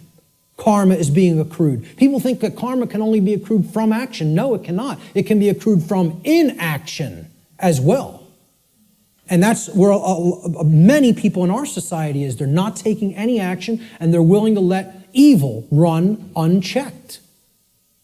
So this is ultimately going to come back and bite us, and what we set into motion is going to actually topple over onto us if we don't change our thoughts, emotions, and behaviors. Nothing escapes law. We are bound by it eternally. Let me just go back. I'll leave it on this slide for a moment. For some people familiar with my work, you've seen me break down the Matrix trilogy. And the law of cause and effect is brought forward extensively in the second Matrix movie, The Matrix Reloaded. And the scene that encapsulates this the most is the character of the Merovingian, who tells to the heroes who want to be free from the Matrix and its control, okay? You are coming to me without an understanding of why you are in this position. You don't understand the causal factors that have led to the current conditions that are in place. Therefore, you are coming to me with no power to effect change. You are powerless. So why should I help you? You're powerless because you lack knowledge and understanding of what set these events into motion. Why? The question why, he says, why is the only source of real power. Without why, you are powerless. He's talking about cause and effect, and he says it specifically. Causality, he calls the only real truth. And this is the villain. The words of truth come through it's a big technique in Hollywood too. The words of truth are spoken by the villain in the movie or in the series, okay? But if you listen, and there is a twist, a dark twist to what he says. He says free will is like an illusion. No, it is not. That's where the dark occultist is trying to trip up the heroes. There are both free will and natural law. He tries to say free will the Morpheus character says to him, everything starts with choice. And Morpheus is correct. Our choices set that causality into motion before it becomes an effect. And the Merovingian tries to tell him, no, there is no free will. That's where the dark occultist will give you the bulk of truth and then poison it with that one thing he wants to get you to accept. Okay? So the next thing that needs to be understood is the two planes. All right? There's the plane of effects and then there's the plane of causes. No power to affect any change lies on the plane of effects, which is the physical manifested reality. Again, what already is, nothing can be done about. What already is, you cannot change. You cannot change the past. You can change what it is starting now and make sure that it gets changed in the future. But right now, what is the truth, and all you could do is accept that or reject it. You can't change the past. So the physical world that is manifested up to this point happened because of things that occurred in the past. The causes happened in the past. Nothing you can do about that right now. Okay? The plane of effects or the physical world is where manifested realities have already occurred, have already taken shape, have already formed due to their underlying causal factors. The plane of effects constitutes that which has already occurred. As such, no power to effect change lies here because that which has already occurred cannot unoccur. That which has occurred can't undo itself. It happened. It's already done. It has become that which is, or truth. Human consciousness seems to be trapped upon the plane of effects, meaning that humanity as a whole remains ignorant of the underlying causes which they themselves have set into motion and which lead to self-inflicted suffering in their lives. So if you're trapped at this level, what you're doing is you're looking at the symptoms, and you're stuck looking at the symptoms. Okay? This is everybody. Oh, there's a political solution to this. We need to vote in the right people. Oh, there's a financial solution to this. We just need to set the right monetary policy. No, there's a scientific solution to this. And technological advancements are going to be made that suddenly save ourselves and make the world any different. And they think all of this is going to be done while slavery is still in place. Well, again, good luck with that. And let me know how it works out. Okay? I speak at free energy related events. I work with the Tesla Science Foundation. I speak at MUFON-related events that talk about disclosure of extraterrestrial presence, okay? Both of these communities don't understand. The things that they say they want are impossible. And I'm going to start talking about them in this way more openly, because I've kind of like given them some soft teachings, and I think they need to hear it a little bit more harshly, because both of these communities are not talking about morality to the extent that they need to. They think we're going to have free energy, but nothing's going to change as far as the social structure of the world goes. We'll just develop free energy and that'll magically save us. We'll still have slavery, but free energy will be here and the world will be a magically better place. The UFO community, they often think, oh, we're going to get disclosure. They're going to come out and tell us everything they know about other intelligences that are out there in the galaxy and in the universe with us, okay? And they think they're going to get that in a climate of slavery. Well, good luck with all those things. You got to take down the existing structure first, okay? People think, oh, we got to build the new world while the old one decays. You have to destroy the existing power structure with the power of truth before anything new is going to grow here. Because this place is a garden full of weeds, of poisoned ideologies and completely erroneous belief systems that have no bearing on truth whatsoever and cannot get us what we say we want.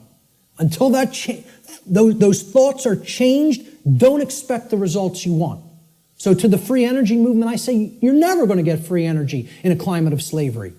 To the UFO community, I say you will never get disclosure in a climate of slavery. Slavery has to end first. Then you could get what you say you want. So, again, no power to effect any change lies in the world of effects. Cannot be done. You are rearranging the deck chairs on the Titanic while it sinks. You're not creating any change doing those things. because the underlying causes aren't changing. And the underlying causes are how we think, how we feel, and how we behave. And no one wants to look at that. They want to think all those things can stay in place and I can magically get what I want. I want to keep my hand over the fire, but I don't want it to burn and blister. Well, enjoy. See, find out what you get when you do that, because that's what we're doing when it comes to natural law. So let's look at the plane of causality. This is the other plane. This is the mental realm, the mental world. Again, according to the law of mentalism, the first principle of natural law, everything that manifests must first manifest in mind before it can manifest physically. So again, if the plane of causality is the mental world that's generating the causes in mind, okay, everything is happening there first, and then it is trickling down to the physical domain. It is manifesting in the physical domain only after it has manifested in the mental world. The plane of causality is where causes are set into motion prior to those causes manifesting as formed realities in the plane of effects. This plane of causality constitutes the causal factors, the why, which underlies and precedes all manifested things and events. All power to effect change lies on this plane of reality. Human consciousness must move away from the plane of effects and to the plane of causality in order for human beings to understand the causal factors of the conditions which they are collectively manifesting in their lives. Only then will humanity be able to co-create their shared reality on a conscious level, meaning with an understanding of how natural law operates, rather than on an unconscious level, meaning that we don't understand how natural law operates. And I just look at it in a simple graphic, in a simple, chart or graph. This is the higher realm. This is the world of causality, the mental world, the why, the underlying causal factors, okay, that precede conditions which are manifested. This is where our consciousness has to go, because this is where all power to effect change is at, in the understanding of why that manifested to begin with. So these are the symptoms. This line could be looked at as the diagnosis. You have to make that diagnosis and get to the underlying causal factors that lead to the symptoms. Okay? The plane of effects, on the other hand, meaning the physical world, is the manifested realm, that which has already occurred, that cannot be undone. At least in the present moment. You could start in the present to undo it in the future. But as far as the present moment and all moments in the past go, you're not changing that. That's truth. That's what is. Okay? That's already manifested. You can't change it. No power to effect change lies in continuously analyzing the symptoms. You got to do that long enough that you know where the problem's at. You've made the diagnosis. Now you can get to the causal factors and start going to work changing those causes. Okay? Unfortunately, this plane, the plane of effects, seems to be where human consciousness in the aggregate is trapped. It can't seem to get past there. Even if it recognizes the problem, it wants to keep describing the problem. It wants to keep describing the prison. It doesn't want to look at the causal factors because it's afraid of what the causal factors are. It doesn't want to acknowledge the causal factors lie in how we think, feel, and act, and until those things are changed, the external manifestation cannot change. That takes responsibility. The final principle of the 7 principles of natural law, at least the formalized ones, are gender. Again, I'm going to talk about an 8th lost one. Gender exists in everything. Everything has its masculine and its feminine components or principles. We've already seen that when it comes to the human brain, consciousness, worldview, etc. Gender manifests on all planes of existence. Spiritual, mental, physical, everything. Okay? Very simple concept. What I want to briefly talk about is mental gender. Mental gender is the state of coexistence between the masculine and feminine aspects of the mind. Again, we've already looked at this. We looked at the breakdown of the physiology of the brain, at least of the higher order part of the brain, the neocortex. Our left brain hemisphere largely facilitates the masculine aspects of the mind, or the intellect, logic, analytical thought, linear thought processes, while the right brain hemisphere largely facilitates the feminine aspect, or intuition, meaning creativity, compassion, and holistic thought processes. This next section is what I call the lost principle. This is the 8th principle of natural law, which binds all of the other principles together. Okay? It is what I would call the encapsulating principle. Okay? It's the container inside which all the other principles fit very nicely and neatly. However, it's lost because we're not exercising it. See, we already looked at 1, 2, 3, 4, 5, 6, 7 principles of natural law. And there they are represented by these circles overlapping each other. Okay?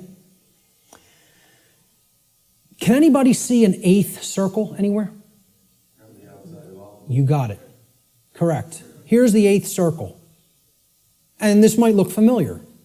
You might have seen this somewhere. Okay? This pattern is called something. Does anybody know what this pattern is called? What is it? Not the flower of life.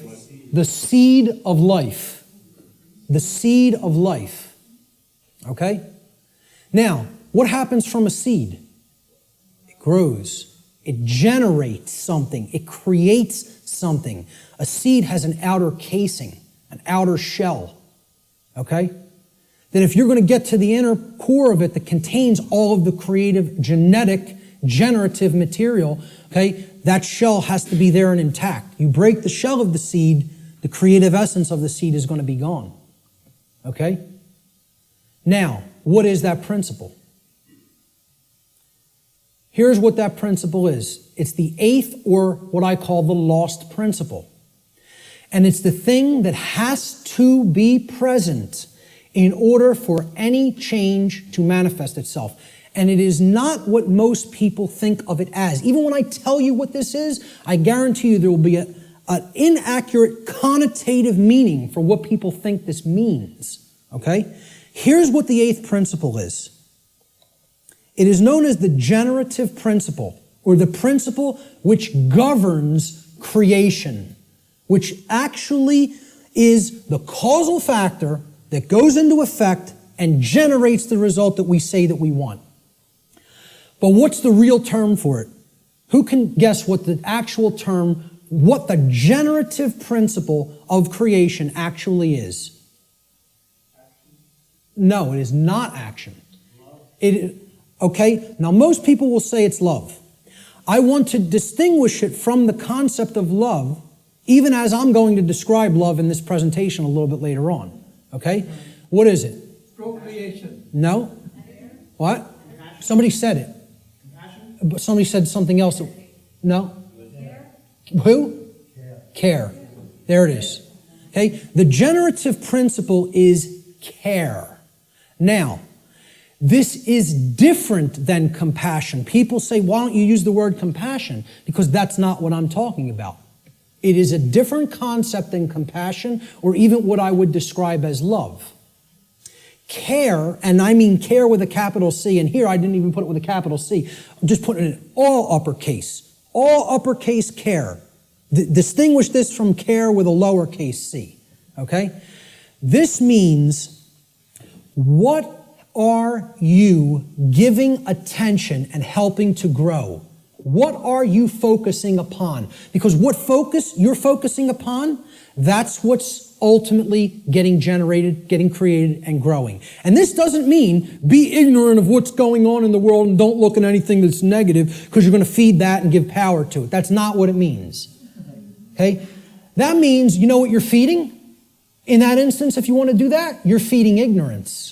And that's what's going to grow. It's the exact opposite that the New Agers want you to believe that it is. By ignoring the negative, you are ensuring that more of it occurs. You are fueling it by ignorance, ensuring that it grows and takes over. Okay? What care has to be looked at here as is, this is what you're giving your energy to. This is what you're focused upon. This is what you actually care enough about to do, to spend your time on, to put your attention on, to manifest in the world. That's what I'm talking about as care, okay? That's what generates our experience in the aggregate. Most people don't care about what's really happening. Therefore, it is an impossibility for us in the aggregate to change the direction of energy, to change the direction of consciousness, and ultimately to get what we say we want. That's how the real law of attraction works. All right? Here's how it actually operates. The lost principle is the dynamic of care. What we care about on a day-to-day basis acts as the driving force of our thoughts and actions. What did I say we need to develop? The heart, mind, guts, right? Heart, mind, guts, in that order. Care comes first. You got to care enough to know, to develop the knowledge, okay? Then you got to act on it and put it into practice. Apply it. So that's the order. Heart, mind, guts. Care, knowledge, action. Those are the steps, okay? And all three of those have to be in place. All three. That's what unity consciousness is. It's unifying thoughts, emotions, and actions. The three aspects of consciousness, such that there is no contradiction between them. Our thoughts, what we say, what we think, how we feel, and how we act are one and the same. There's no contradiction. That's unity consciousness, okay? Therefore, okay, since care is the driver of our thoughts and actions, it ultimately can be seen as the generator of the quality of our shared experience here on the earth. Care is what generates the whole thing. Hence, it has been called the generative principle. Liken the heart to a pump in the body. Well, what does a pump do? It's a generator. It provides energy. It moves the life force through the blood in the body. In every ancient tradition, they talked about the life force being in the blood. The heart is what pumps that through the whole physiology and enables us to continue to sustain life. Okay? The heart is the generator. It's the pump.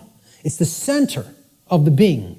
As important as the brain is, which we just talked about the importance of it, the heart is ultimately what's generating the experience, because what we care about determines what we think about on a daily basis most of the time, and therefore how we behave.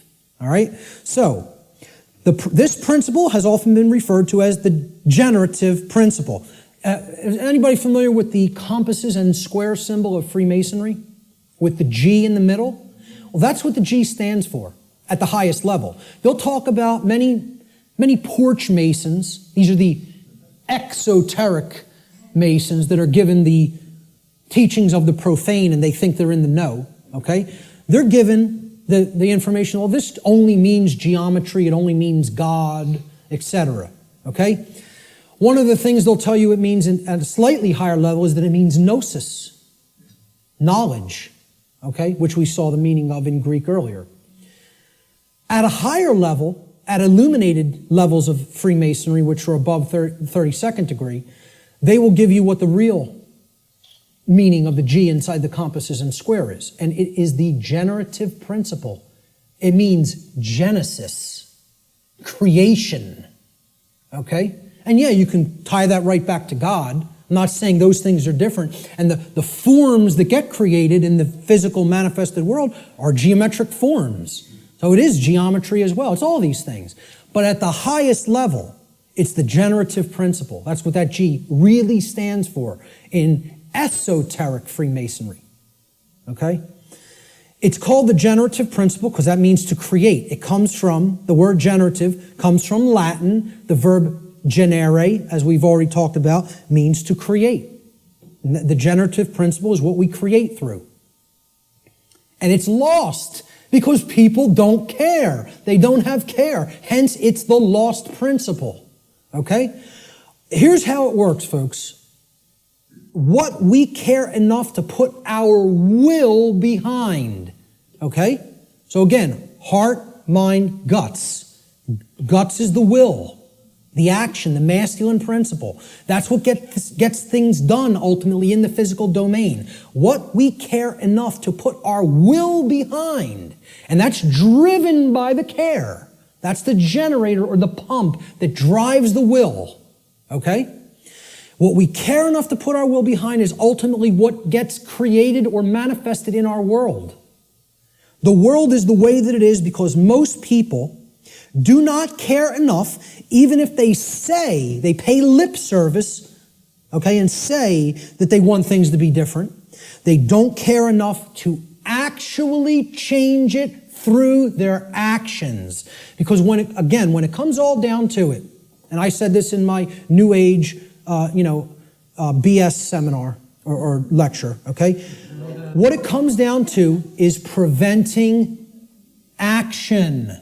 Preventing action. That's what the New Age community is designed to do. They want people inactive because the dark occultists know that the thing that is ultimately generating our reality is behavior, as you saw in that simple four-part chart, that little building block chart that I put up there. Action is what's generating the reality. That gets generated through what we care about because our cares and our desires drive our actions. Okay? So most people will say they want things to change, but then when you say, what are you doing to make that change happen? Not a word. Silence comes back on the other end. Okay? So they don't care enough to change it through their actions. That's what the generative or lost principle is about. And until that principle is regained and people get out of their laziness and most of all get out of their cowardice. Again, in that New Age lecture, I'm talking about what it ultimately comes down to in the New Age movement, and I'll look at any New Ager in the eyes. They're cowards. Cowards. Ultimately, they know the evil that we're up against, and they intend to do not a damn thing about it. That's what it really comes down to. And anybody telling you it's different than that is lying to you. Okay? They're cowards. Period. And I'll say it right to any of their faces. Anything I say up here, anybody that believes in that nonsense, come and bring them to me. I'll tell them right to their face. Straight and open, just like I said it here. Because I don't care.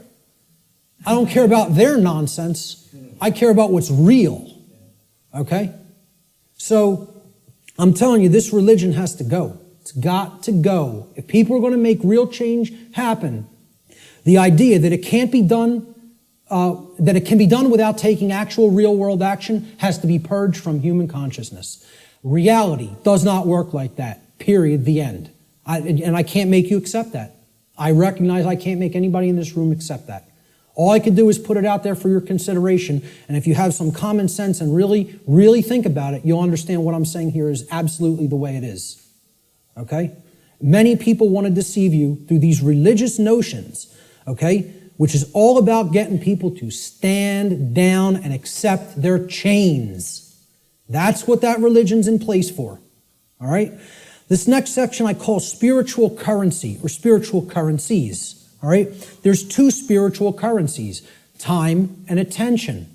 Now, look, we can readily see this, right? Time is money, people say. It's currency, right?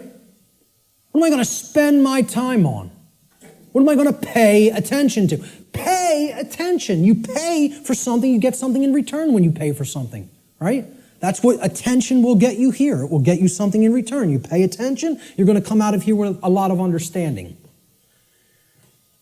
There's two spiritual currencies, time and attention. This analogy can be seen very readily in the saying, spending time and paying attention. Whatever information or endeavors we put our time and attention toward, we end up getting something in return for that investment of these currencies. This is what real money is, folks. Real money. This will get you real money. One I, mon I. Okay? If you want real money instead of the fake Federal Reserve nonsense fiat paper currency money that isn't worth the paper it's printed upon, then keep thinking that that has value. Okay? And people who say gold is value, gold is real money. Well, I ask people, what intrinsic value does gold have? And they say, well, it's been traded with throughout time immemorial. People have valued it all the time. Does that make it intrinsic? You answered my question. It's like saying, Why does that projector have intrinsic value? And you say, because I find it valuable. No, that projector has intrinsic value because it's capable of projecting an image, and if I want that task done, that's what I use a projector for. Okay? Well, what's gold used for? Can you build clothing out of it? Can you build a house out of it? Is it malleable enough to be molded into a weapon of some sort? You're going to take shelter under it? Well, maybe if you have enough of it. You know, the whole point is there is no intrinsic value to this. It's something that's, the idea of it having, of any precious metal having intrinsic value, other than, you know, okay, in a technological society it's used for computers. This is true, okay? But I'm talking about in nature. You know, where would this idea of intrinsic value of gold come from in the ancient past? People say, well, it's used as a medium of exchange, okay? Money is not a medium of exchange. People think of it as a medium of exchange, and it's not. It's incorrect, okay? Money is the limiter of energy in the system. See, people think of money as currency. Even the name is a mind control technique because it's supposed to be about, it's the current in the energy system. This is the current. It's the amperage, right? No, it's not. It's not the capacitance either. It's not a store. That's another thing people will tell you money is, what they say is real money. Okay? It's all fake. It's all fake. It's not a store either. You know what it is? It's the resistance in the system. It's the resistance to change in the system. It acts as the resistor. Because as long as that modality of slavery called money continues to exist, it will always be extraordinarily difficult to create real lasting change. So again, I piss off everybody. Religion's got to go, scientism's got to go, New Age thought's got to go, money's got to go. All of it's got to go. You know why? It's all religion.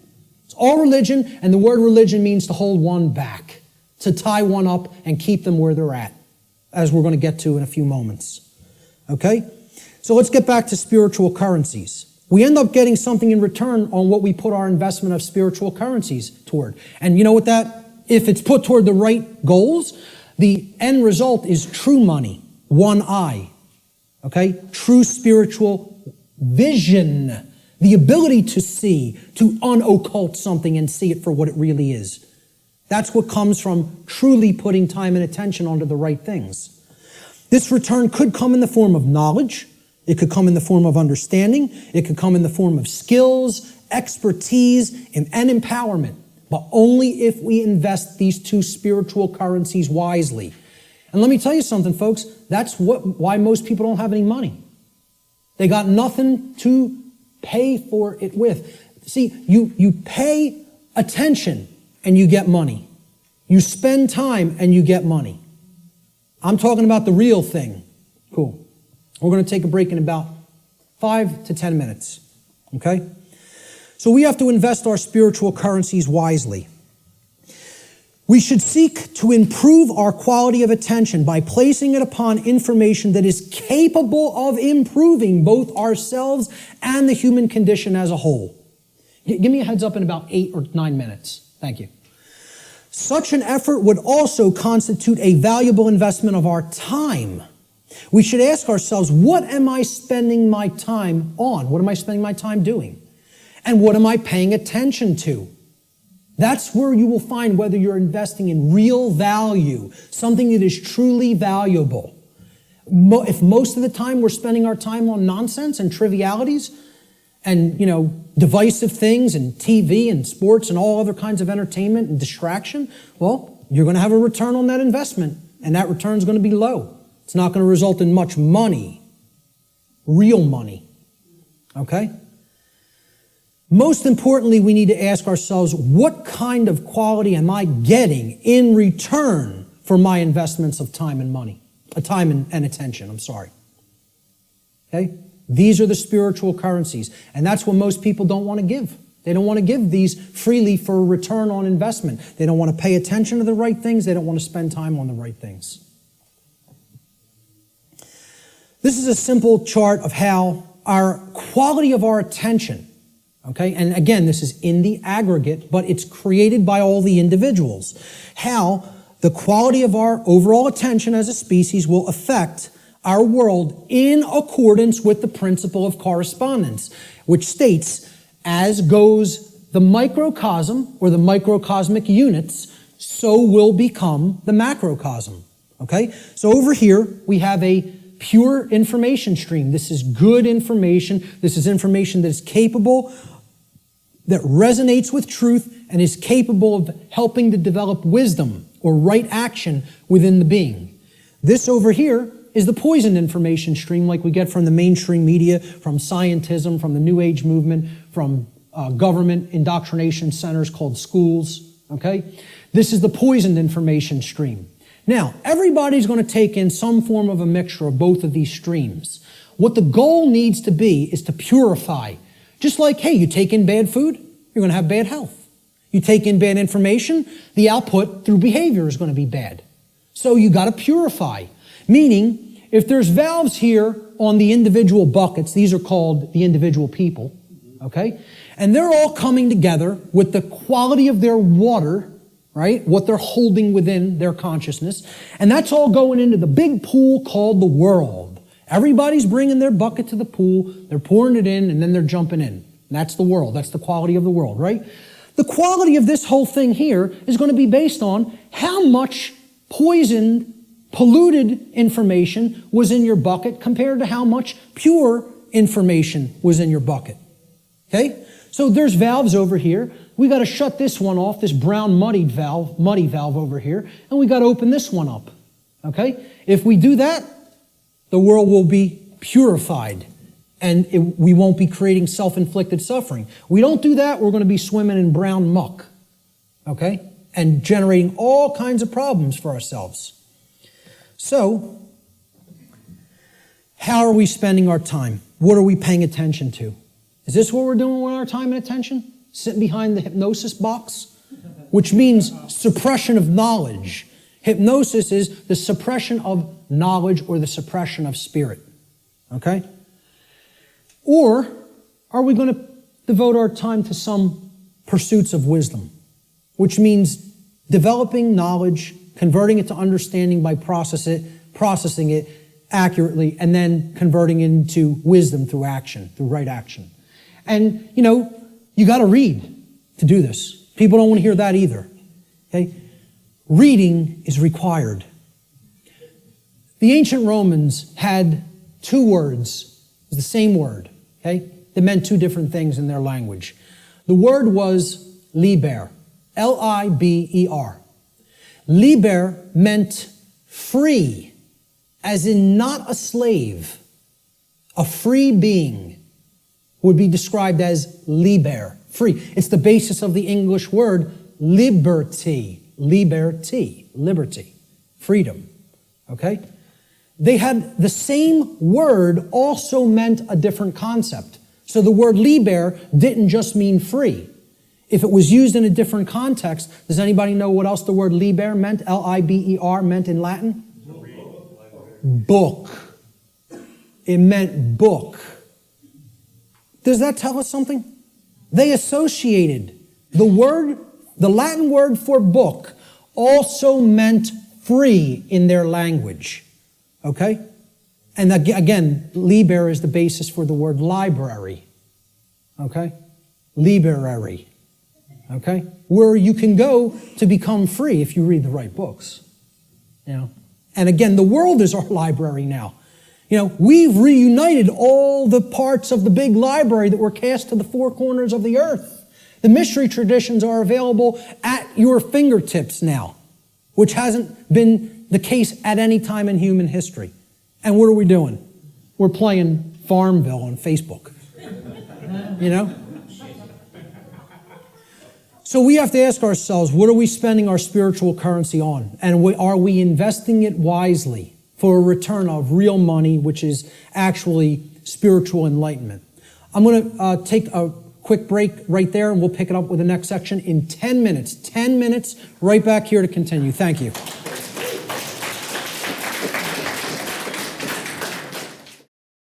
So natural law has been called many different things in different traditions throughout the world at different times in history. Let's look at what some people have called it. It's been called the law of cause and effect, or the laws of cause and effect. And there's a scientific connotation to this concept of cause and effect too. Even scientists will say an effect invariably follows a cause. And they'll also say things like, for every action, there exists an equal and opposing reaction. So there's a consequence when an action is taken.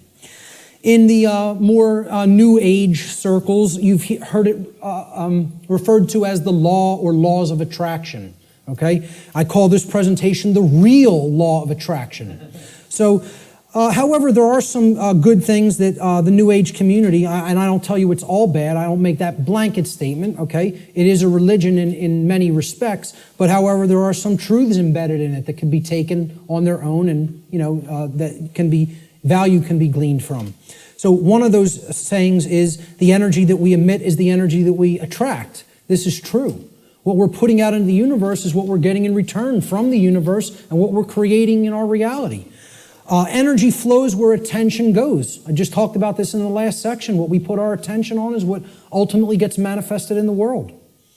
As you think, feel, and act, so you shall be. Some of the teachers of different variants of law of attraction teachings have only put the first part in that. As you think, so you will be. No. As you think, feel, and act, so you will be. And most of all, as you act, so you will be.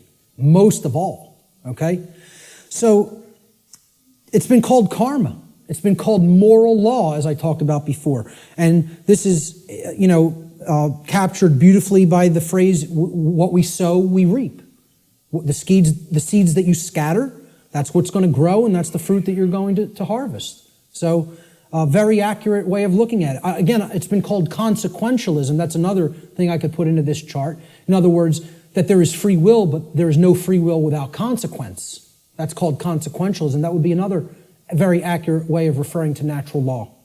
And finally, the golden rule, it's been called. Okay? And it's been stated in the affirmative as, do unto others as you would have done unto yourself. I find this much more powerfully stated in the negative, or what I call the apophatic variant. And we'll talk about what apophatic and apophasis means in a few moments. I think it would have been much less ambiguous, the golden rule, if it was said like this. Do not do to others as you would prefer not to have done unto you. Now the ambiguity goes away because people want to be treated slightly differently. Hey, a masochist might want to get beaten by a sadist. Okay? But that doesn't mean, do that to others because you like it. But people know what they don't want. They don't want their rights taken. They don't want their property taken or damaged. They don't want to be harmed in their person. They don't want any of those things. They don't want to be lied to. They don't want to be deceived. So don't do those things to other people. So let's jump into this is the heart of the presentation here. It's how natural law actually works in our lives. What are its expressions? How can we come to understand how this operates? There are ways of knowing, and they're through these expressions of natural law. So we defined what natural law is. We talked about the underlying principles that it's based upon. Now we are going to talk about how it works in our lives. Okay? So we're going to build a chart of the natural law expressions in a moment. What these expressions are the recognizable workings in our life. And they take place through 5 basic expressions. Each of the 5 expressions of natural law have a positive aspect and a negative aspect. So that gives us a total of 10 overall natural law expressions. And we're going to build a chart regarding these expressions. Okay? So here's the expression, and then there's a positive aspect to the expression, and there's a negative aspect to the expression. The first expression of natural law is known as, and again, this is what I call these things. There's no hard and fast rules. It's just terminology. It's jargon to try to explain them in words. Okay? These are unseen concepts and laws in reality, in nature, in the nature of the universe. Okay, these are just English word terms that I'm applying to these concepts. Okay? So the first principle of natural law I call the generative polarity. Or in other words, this is the force or energy that we are using at the base level to start the process of creation. Or you could say of co-creation.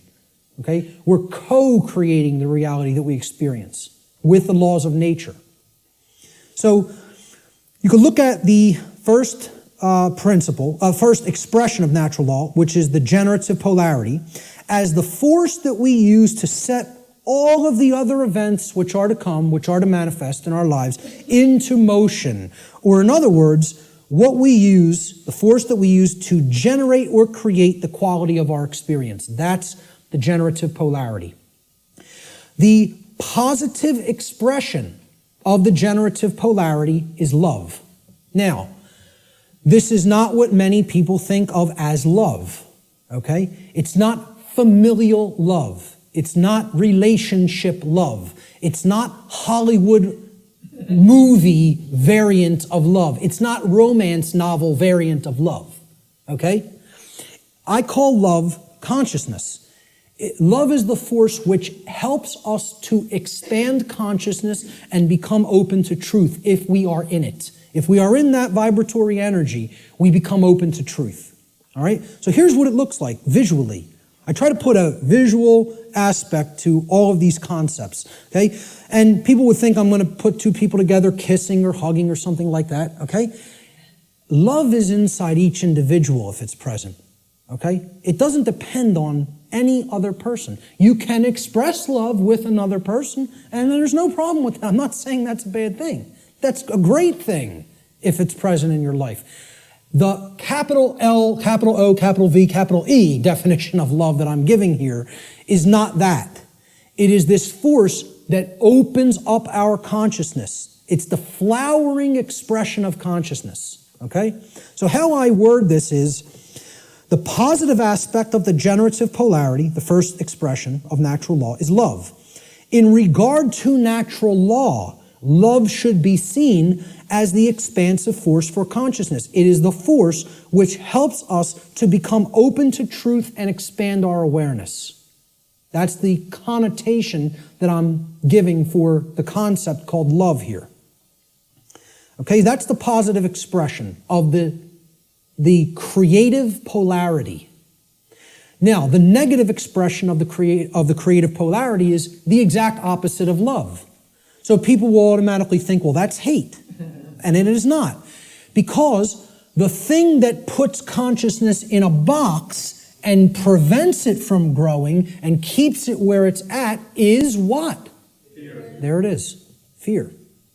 Fear is the basis for unconsciousness. You cannot be unconscious of anything in particular unless you fear it. Okay, that's what shuts consciousness down. And here's my visual for it. Fear. I don't want to look at that. That's too horrible for me to contemplate. That can't be true. I don't want that to be true. That's all fear. Okay? The negative aspect of the generative polarity is fear. Fear is the contractive force for consciousness. Fear is the force which influences us to become closed to the truth, and it is the force which ultimately shuts down our awareness. That's why so many people are unconscious, because they are fearful. They are fearful of the responsibility that comes with knowledge, and most of all, they are fearful of having to act based upon knowledge, because that requires courage. The second natural law expression is the initiating expression, what I call the initiating expression, just my term for it. Okay? The initiating expression is the first stage of tangible and recognizable results which we produce in our lives after we have, quote unquote, set the ball rolling, okay? Set the dynamic in motion by choosing between the generative polarities of either love or fear. All right? So, we choose love and something starts to happen. We become open to truth, right? Well, love is the expansive force for consciousness that opens our minds to the truth and awareness. So what do we gain as a result of accepting or existing in the vibratory energy called love? We gain knowledge, which is the acceptance of truth. Since love opens us up to truth, knowledge is its reception. It is the receiving of truth. We come to know, okay? So that's how it starts. I call this the initiating expression. Now, of course, there's a negative initiating expression if we are existing in the vibratory dynamic of fear. That would be the opposite of knowledge. What is it? Ignorance. Right. Now, this is what I put forward as knowledge. This is my imagery for knowledge. Okay? That's a being who knows themselves. And as the mystery traditions of Greece put forward at the Delphic oracle, know the self and you will know the universe. In other words, know the microcosm and you will know the macrocosm. Know thyself. The positive aspect of this initiating expression is knowledge or the acceptance of truth. Knowledge positively influences the quality of our lives because it positively influences our decision-making processes that lead to understanding in every area of our lives. You want to know how something works and ultimately create something good? You have to have knowledge. You want to know how a car works? Keep it running in good order, you have to have knowledge. You want to know how a computer works? Keep it running in good order, you have to have knowledge. You want to know how the human psyche works and keep it running in good order so the conditions on earth manifest the way you want them to manifest? You got to have knowledge. Not getting out of this condition without learning. Learning is the key, it's the answer. Knowledge is the answer. And people don't want to hear that. They don't want to hear it. They want to think we're magically going to manifest the desired conditions that we say we want without learning a thing. It doesn't work that way. So again, the negative initiating expression is ignorance. Ignorance is the refusal of truth. It is the refusal to gain knowledge. Okay? Because we are in fear. So here's what I put as the image for ignorance. The population that is hypnotized, that wants to keep paying attention to nonsense and trivialities, feed themselves tons of GMO food that is crap for the physiology, Pay attention to distraction, entertainment, mainstream news and media, It's all there to just shut the consciousness down and keep people in a depressed psychological state and keep them in a state of psychological infancy. The negative aspect of the initiating expression of natural law is ignorance, or the refusal of truth. Ignorance negatively influences the quality of our lives because it negatively influences these decision-making processes that lead to understanding in every area of our lives. If you're ignorant about how anything works, you can't create the desired condition. It's just not possible.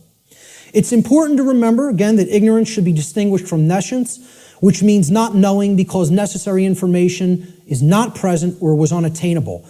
Ignorance, on the other hand, means not knowing even though necessary information is present because that information has been willfully refused or disregarded. And again, to keep us in ignorance, they don't need to hide the information anymore because it's not hidden anymore. It's out. And once again, it's available at your fingertips for free if you have the desire to take it in. But now, the manipulation mechanism that is used is dissuade people from looking at it, provide endless entertainment, provide endless amusement, provide endless distraction, and say there's nothing to any of that stuff. That's just some old crazy religion that you don't need to understand. It's no different than any other religion, believing that natural law exists. Okay? That's what people will insist on telling you. So people will be dissuaded from ever looking into it, and they'll disregard it of their own choice. Thomas Jefferson said that if a nation expects to be ignorant and free in a state of civilization, it expects what never was and never will be. Freedom and ignorance are antitheses of each other that can never coexist simultaneously. That is an impossibility in natural law. I'm going to put up a couple other quotes on ignorance. Samuel Adams said, "No people will tamely surrender their liberties, nor can any be easily subdued. When knowledge is diffused," that means it's everywhere present, "and virtue is preserved," meaning morality. On the contrary, when people are universally ignorant and debauched in their manners, meaning purely selfish and only worried about themselves, they will sink under their own weight without the aid of foreign invaders, meaning the society will turn inward on itself and collapse and destroy itself just based on the fact alone that the population is ignorant and they are ensconced in moral relativism and other forms of debauchery and just self-pleasure as their highest virtue, their highest desire. Socrates said that the only good is knowledge and the only evil is ignorance. And this is a quote I'd like to be remembered for. "Willful ignorance in the presence of knowledge is the measure of a bad person." And people will say that's extremely harsh. That's true.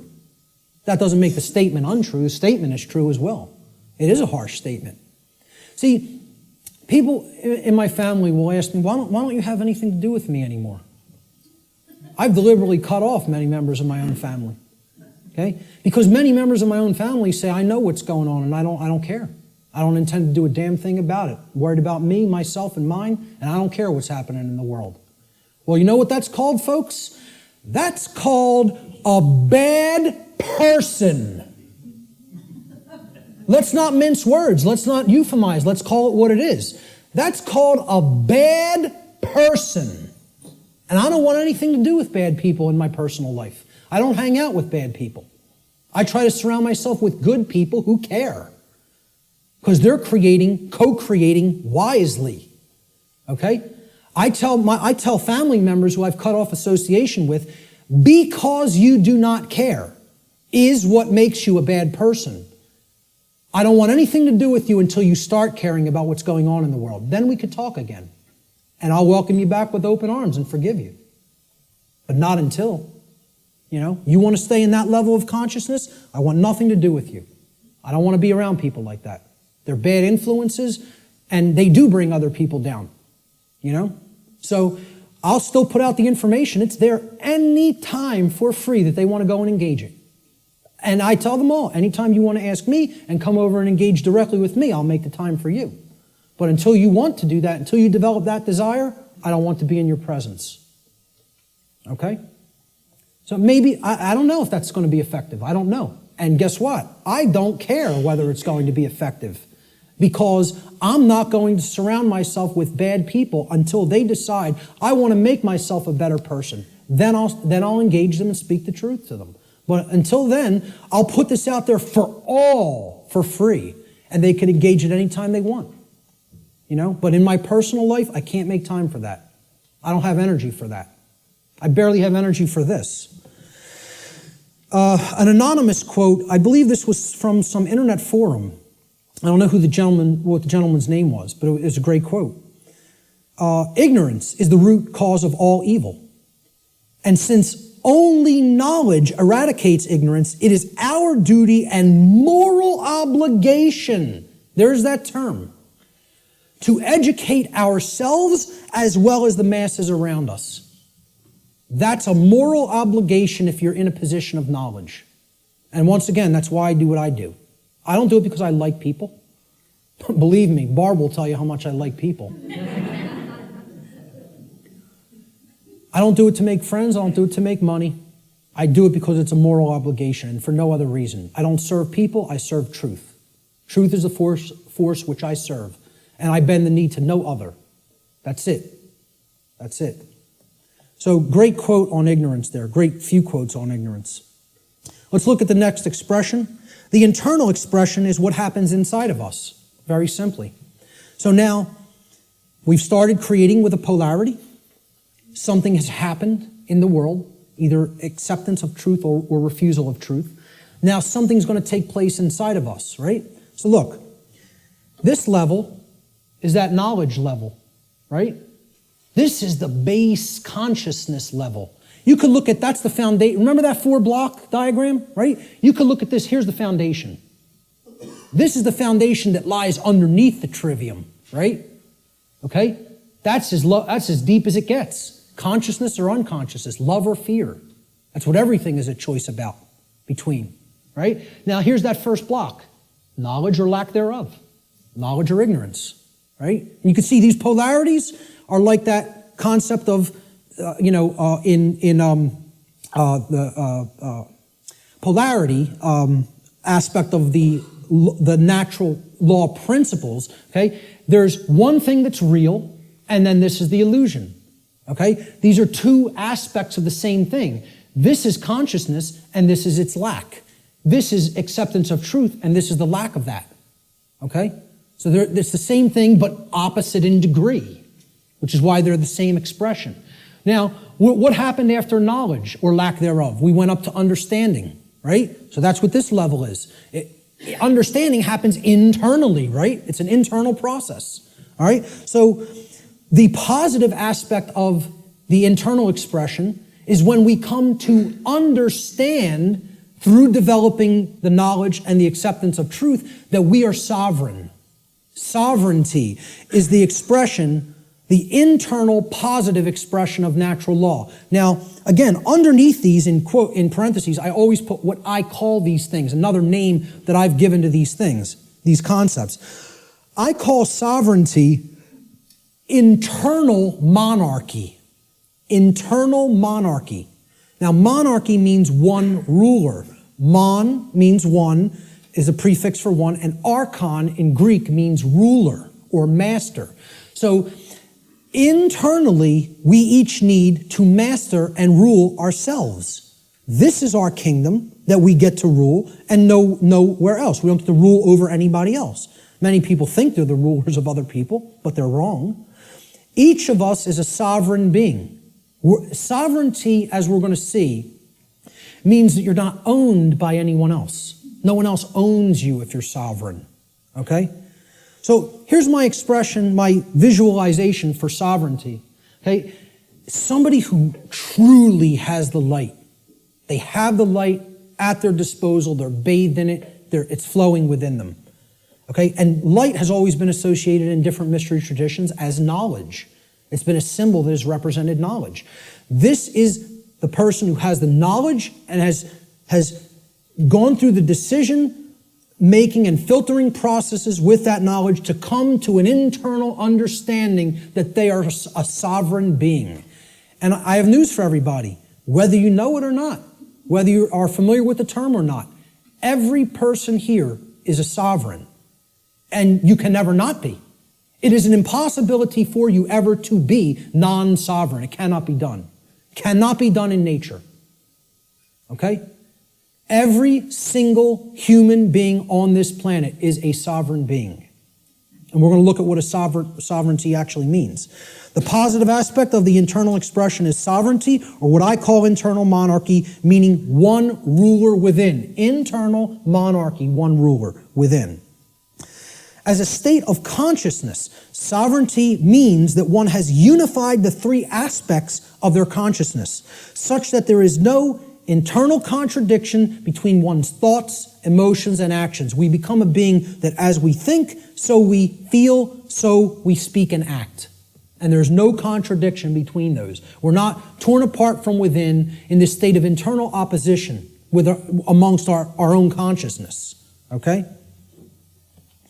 Moreover, let's break the word sovereign down. That's where we're going to come to the real meaning of the term.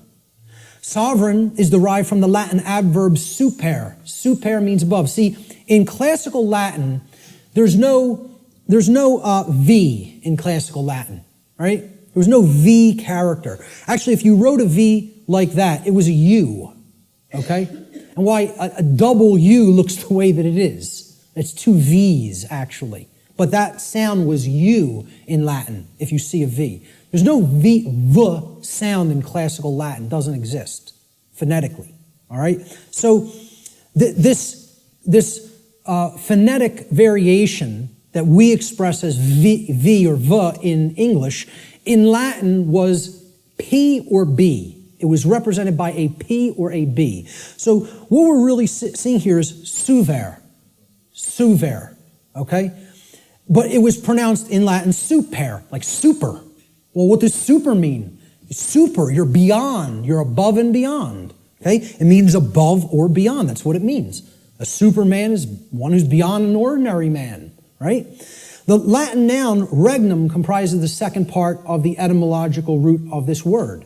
Regnum, it comes from rex regis in Latin, or regis. It means king. So regnum was the king's rulership. Regnum means his reign. It's where the word reign comes from in English, regnum, in Latin. It means rulership or externally imposed control.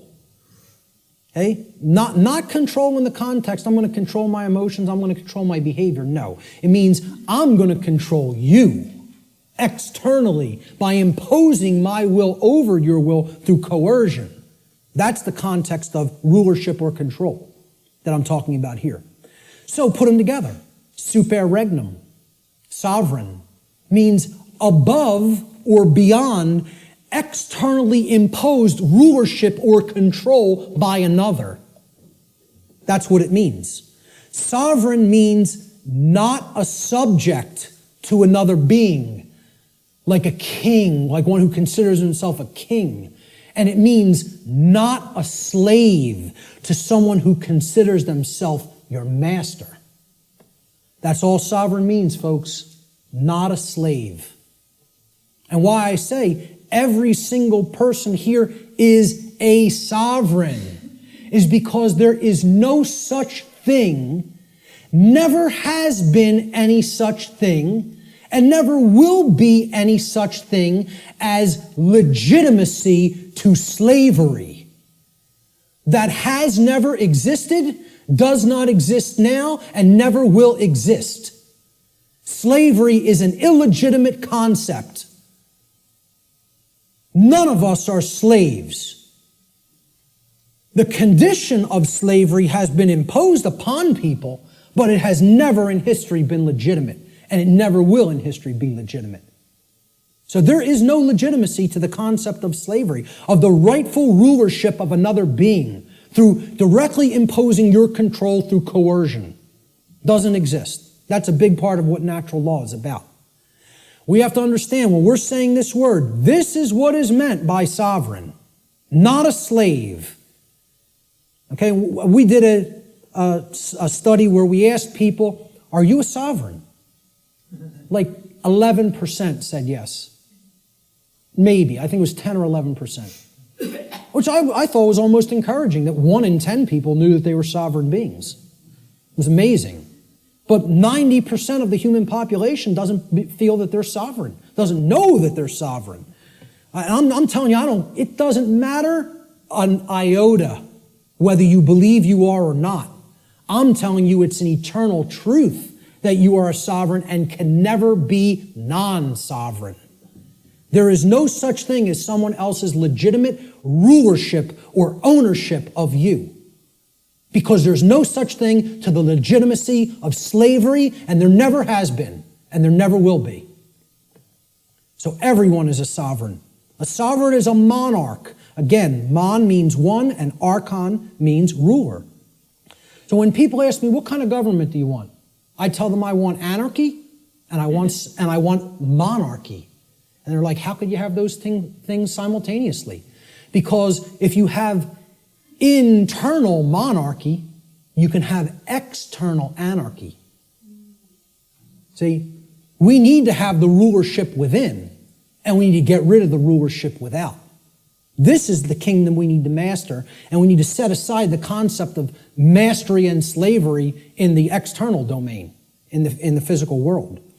Sovereignty, a sovereign is a monarch, which means a single ruler who rules only the kingdom of self. Sovereignty is a state in which one controls one's own thoughts, emotions, and actions, and by bringing them into unity or non-contradiction or non-duality, attains mastery over one's own consciousness. Sovereignty could be considered the equivalent of true self-control, true self-mastery, true self-love, or true self-ownership. It's all of these things. And ultimately, it means not a slave. That's what has to be remembered above all else. Let's look at the negative internal expression for natural law, which is confusion. Now, confusion results when we are in ignorance. That's the emotional dynamic, the feeling that takes place within the individual.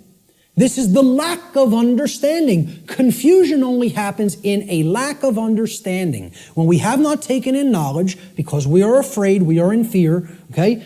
Ignorance results, and then confusion happens internally. So look, remember, here's the essence, that's the foundation. This is that first stage, that first building block that we called knowledge or lack thereof. Okay? This is the second building block that we called understanding or lack thereof. This is true understanding when truth has been taken in and accepted. And this is the lack of understanding. Now, in that state of lack of understanding, we're confused. So there's no rulership within. Inside of us, there's anarchy, which means the absence of a ruler, not the absence of rules, which I'm going to get into later. Anarchy means there's no ruler, no master. So if there's no master inwardly, we have a big problem, because that means there's no self-mastery, there's no self-control, there's no self-discipline, and ultimately, there's no self-love.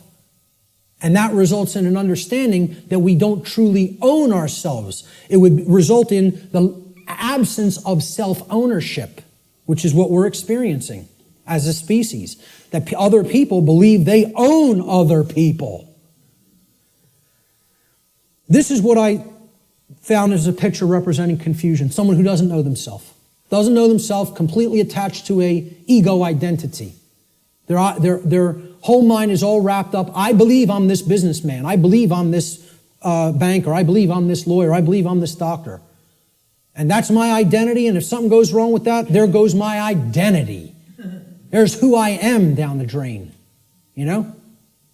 So this negative aspect of the internal expression of natural law is confusion, or what I call internal anarchy, meaning no ruler within. Confusion is the state of mind in which the being is ruled by fear and ignorance. Confusion could be seen as internal opposition within one's own consciousness. In other words, being torn apart from within in such a way that one's own thoughts, emotions, and actions are in perpetual contradiction with each other.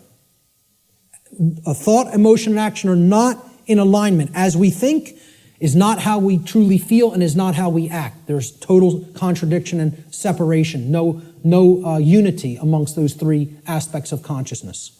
That's confusion. The fourth expression of natural law is what happens externally in the macrocosm in society. When you have a bunch of people who are in either this dynamic within their own consciousness or a bunch of people who are in this dynamic in their own consciousness, a state results in the society at large, because the society at large is comprised of the aggregate quality of the individuals that comprise that society. All right? So if there's love present and knowledge has been taken in and it's been understood and we understand that we're sovereign and we're expressing self-ownership and self-mastery, what state manifests in society? Freedom. There it is. Freedom can only manifest when those preceding conditions are in place. It cannot magically manifest by any other means. If we say we want to be free, this is the path we have to take. Consciousness, acceptance of truth, and an understanding of our own sovereignty through self-mastery. It can't happen any other way. It's not possible. Okay? So, this is what the picture I chose for freedom. This is actually from the cover of probably one of the greatest books I think that's ever been penned by human hands. And I've read a whole lot of books in my life. And for me to say that, it's a high compliment. Okay? I think I'm a pretty good judge of books that can impart some wisdom to people. And I'm telling you, you need to read the book, The End of All Evil by Jeremy Locke, if you haven't already read it. This is one of the cover image from that book. Very rare book. To find it physically online, if you find it at a decent price, snatch it up and give it to other people or sell it to other people. Okay? I had a physical copy of this book. I lent it out, took off. Forgot who I lent it to. It happens, right? But this was a rare book. I think it was only pressed a couple thousand, and it was never repressed. So it's a single printing or something like that. Never repressed it. Now, you'll find that book for $150, $200 in some places, right? I finally found it at some foreign source online for like $20, $25 and jumped all over it, and I finally have a new physical copy of it. One of the books, along with Larkin Rose's book, The Most Dangerous Superstition, that if I had to tell you, destroy every other book on earth, it would be down to these two. You know what I mean? It's that much. They're that important. This is the cover image from that book, with chains being broken that were formerly holding the earth in captivity. I think it's a great image that represents what freedom is about. It's not about my freedom. It's about our freedom.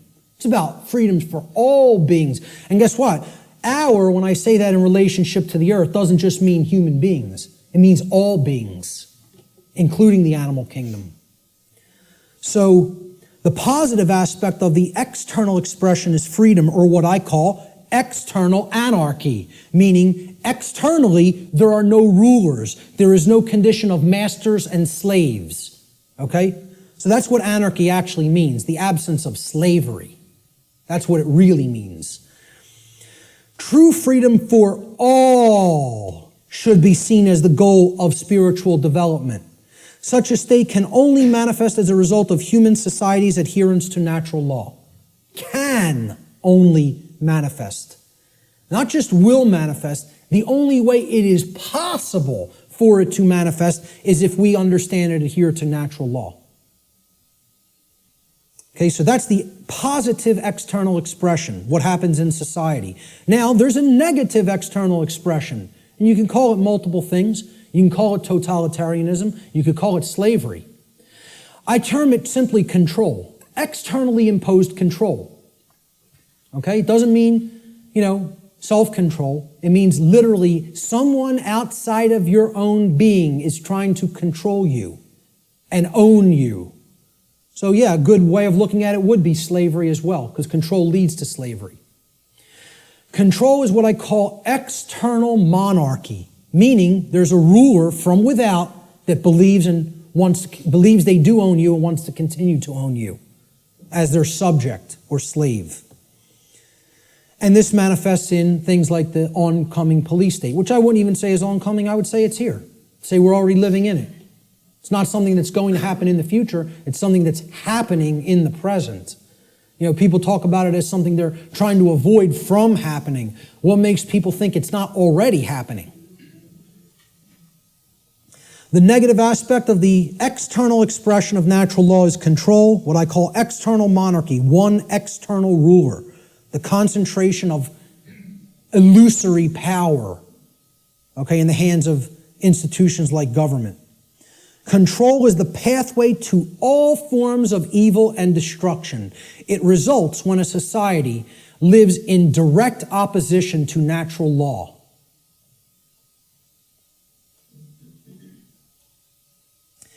The fifth and final expression for natural law, how it operates in our lives, is what I call the manifestation, or the result that we create. So again, here's the foundation for that little 4-part building, right? Here's the first block, knowledge or lack thereof. Here's the second block, understanding or lack thereof. Here's the third block, wisdom or lack thereof, which is why we're in a society that's completely based in control, because we're drowning in knowledge and having a lick of wisdom. Or very, very little, I should say. Certainly not enough to go around, okay? That's the action stage or the wisdom stage, what happens externally, right? This is that top block. Remember the top white block that sat on top? We had the blue block at the bottom, then the red, then the green, and then the white block. This was the manifestation, the result that we create. Remember little question I put on the top of that white block? Who can tell me what it was? The manifestation. No, the manifestation was either order or chaos. What do we ultimately create? So the positive manifestation is order, or what we would call all the things we say we want. Manifested goodness, everything being okay, not creating self-inflicted chaos or suffering. This would be, we get what we say we want to get. And there's requirements for that, and here they are. There's the requirements. You got to be in this vibratory energy of consciousness. You have to accept the truth and develop knowledge. You have to have an understanding that you're a sovereign being, and you have to work toward the manifestation of true freedom. Then you'll have all the things you say you want. Manifested goodness and order in your life. And that's the only path to it. I'm telling you, that's the only path to it. Blanket statement. The human mind has a hard time with blanket statements. Has a hard time with always, every, without exception. The ego doesn't want to hear that. Again, humanity's greatest fear may be that the truth is absolute. I would say an even greater fear it has is that the truth is singular. That there's no such thing as my truth, your truth, his truth, her truth, their truth. There's just the truth, and whether we align our perceptions to it or not. That's humanity's biggest fear. So this is what I viewed order as being like. Okay, we have beings that are actually full of the light, and they're working toward a world that is based in freedom, cooperation, knowledge, sovereignty, no control. Okay? It's what I call in some of my former presentations cooperative spiritual anarchy, which is the natural condition of humanity. The natural, meaning spiritual, natural condition of the human species that has been blocked from manifesting through mind control, indoctrination, fear-based, trauma-based methods. So that's what I call order, the positive manifestation, manifested goodness. It represents everything we say we want, and it only results when there is balance or justice. Justice comes about through adherence to natural law. Justice can only be present when truth has been accepted in our lives and our behavior has been brought into harmony with natural law. Cannot manifest any other way. That's the positive manifestation. The negative manifestation is the opposite of order, chaos. Chaos is manifested evil. I just put this as, complete disregard for other people, a breakdown. Me first. Knock everybody else down. Get what I want. Don't worry about anybody else being hurt. Don't worry about anybody else's freedom. Don't worry about whether anybody else's rights are being tread all over. Doesn't matter. Let me get mine. Self-preservation is the highest law. Survival is all that matters. Even if I have to step on somebody else to get it, to make that happen. Yeah, it's an animal. That's exactly right, sir. That's exactly correct. That's not a human being. That's an animal. That's how animals in the animal kingdom behave. And again, natural law doesn't work the same way for animals as it does for human beings because they do not have the same capacity for consciousness that a human being has. So let's not start saying that's the natural order. No, it is not. It is the exact antithesis of the natural order. The natural order is just that. Order. It's in the word, it's in the phrase, natural order. What people are describing as the natural order through this utter nonsense concept called social Darwinism is, as I've called it before, psychopathic chaos.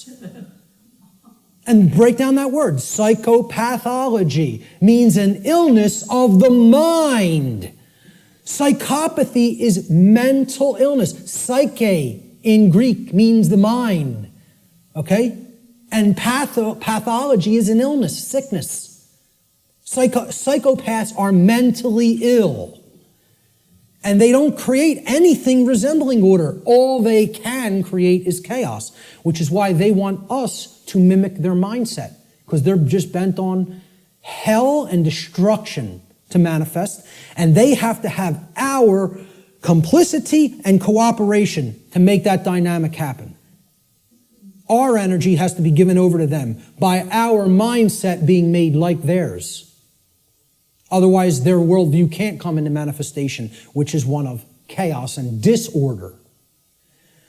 The negative manifestation, chaos, or manifested evil, is the exact opposite of what we say we want. Chaos results when there is imbalance and injustice, which results whenever there is ignorance of truth and behavior which is in direct opposition to natural law. So that's our chart, and one last thing I want to say about it is that the manifestations or the expressions of natural law are what I would call, they're unilateral. They don't cross into each other, okay?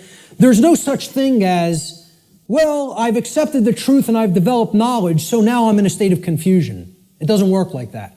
Okay? You can't go from ignorance to sovereignty, to the understanding that you're sovereign. You cannot cross the area of these charts. Once you're here, you can only go here. In order to get here, you got to come from here. In order to get here, you got to come from here, here, here, and here. You don't get there from any of these. You don't get here from anything in this column. You don't get here from anything in this column. Okay? Please keep this in mind. These expressions are unilateral. Okay? You can't skip. No, they cannot be skipped either. Good question. They must proceed in order and in the same column of expression. So you can only get to order through freedom, which comes about through the understanding that we are sovereign, which comes about through taking in knowledge of truth, and which comes about through staying in a vibratory energy of love or higher consciousness, the openness to truth. That's it. Same thing here. We can only create chaos when our society is bent on control, okay? Because we are confused beings that don't understand our sovereignty and think other people can legitimately own us or rule us, and that comes from a place of ignorance or refusal of the truth, which is based in fear. Can only manifest that way. Blanket statement, too. And I will not retract on that blanket statement because this has nothing to do with what I think or feel or my beliefs. This is how laws operate in creation. Not a belief system, not a religion, has absolutely nothing to do. I did not develop this. I came to an understanding of it by seeking truth. I'm telling you, this is not my information, never has been my information, never will be my information. There's no copyright on it. I don't claim it. It's eternal truths that have existed forever and will exist forever, whether human beings are here or not. Take it and share it freely and widely to anybody that's capable of comprehending it, because it's the only way we're going to get out of this mess. Okay? Those are the expressions of natural law. Now, when I say living in harmony with natural law or living in opposition to natural law, what do I really mean? Well, what this has to do with is knowledge. And we're going to keep going back to this trend. This thread is not going away. Okay?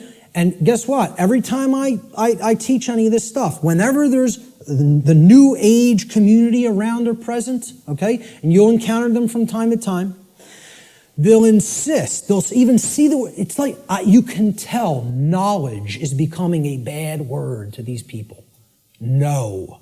When you say K-N-O-W, no, it's almost like they immediately have an avulsion, extreme negative reaction, and it is fear.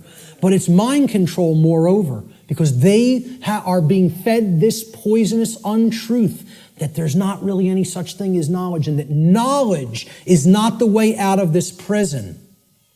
And I'm telling you, it goes hand in hand with religious traditions, because they want you to externalize your power, externalize everything. And I'm not telling you, I'm not saying don't have a model for behavior. And okay, this person, Buddha patterned it. You want to pattern your behavior on the Buddha's life? Great. Live the great life. You want to pattern your behavior on the life of Christ? Whatever. And again, I'm not getting into this discussion here today about the actual historicity of the man Jesus, regardless of what you believe regarding that. I understand I could write books on astrotheology, okay? I understand that being may never have existed in the way a lot of people believe he did. So what? Whether Siddhartha Gautama existed in the form of a man or not, or whether that's an allegory, who cares? Understand the spiritual teachings they were trying to convey to humanity and then apply them in your life. Live by that ethic, that code, and great, okay? And have whatever religious notion you want, okay? What I'm saying is what this religion called the New Age movement and what many official, organized, regional religions, okay, do is they try to take the emphasis off knowledge.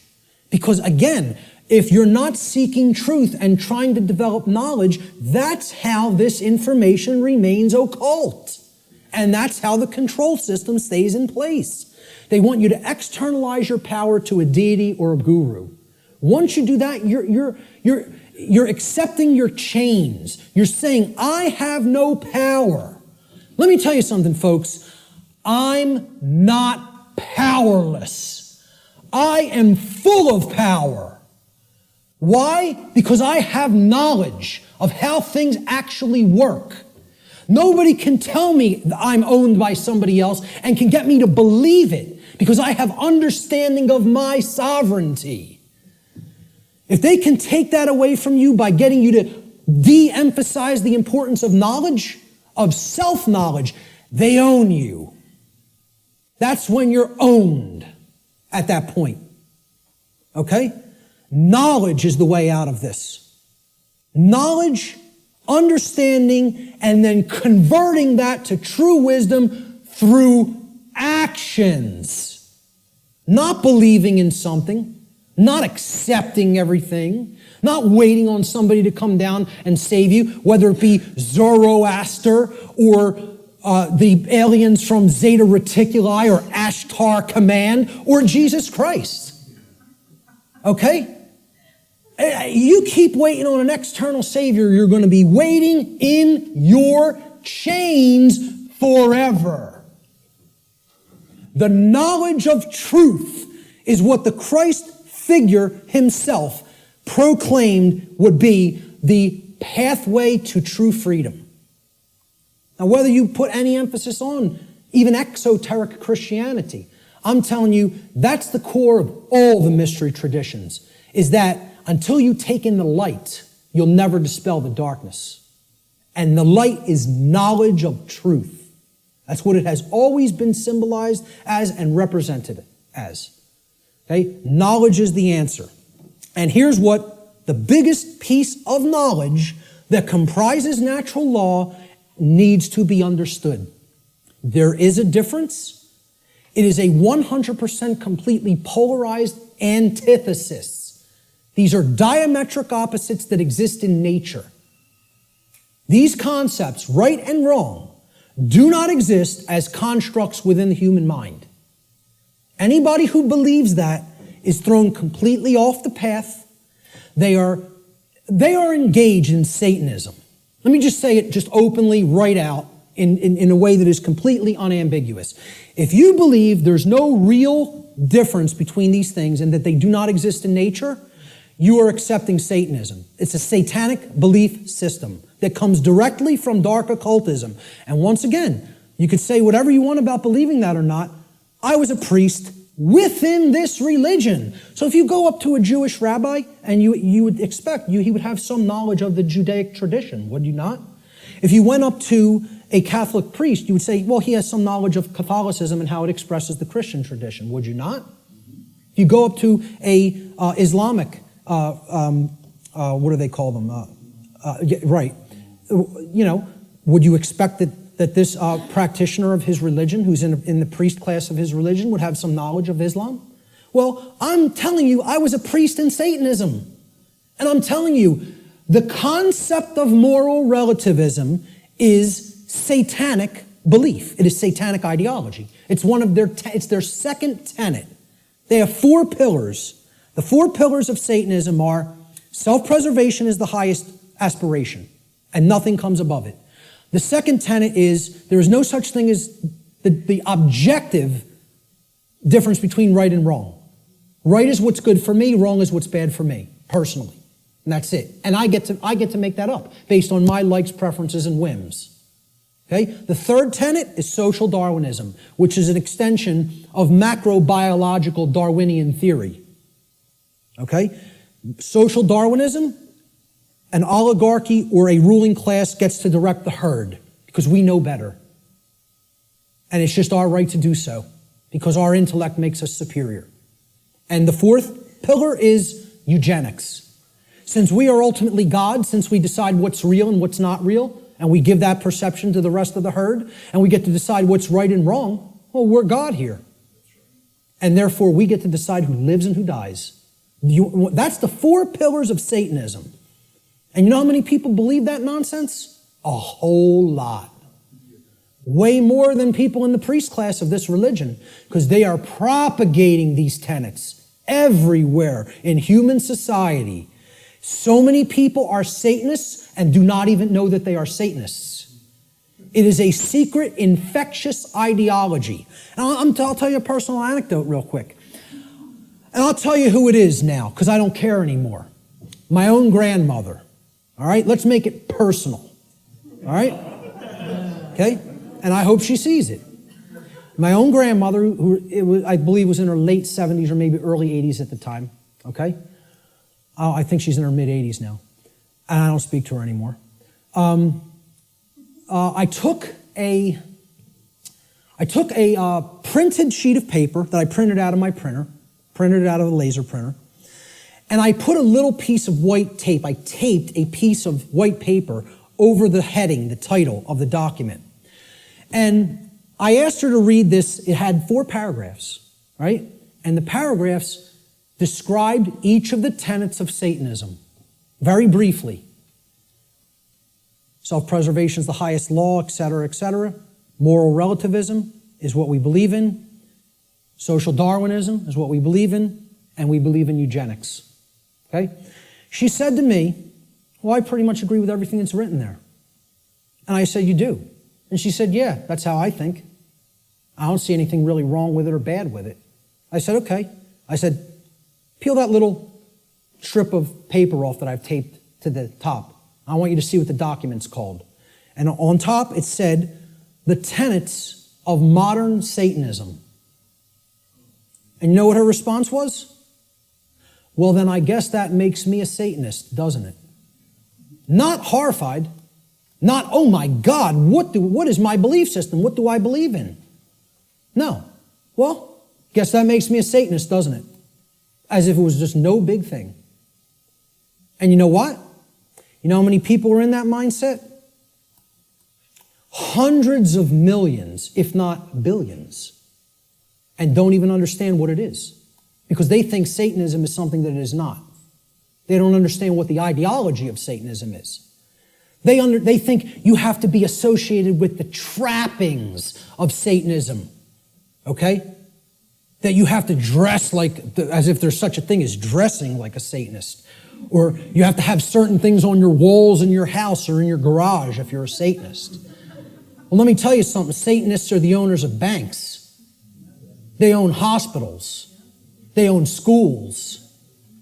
Okay? Yeah.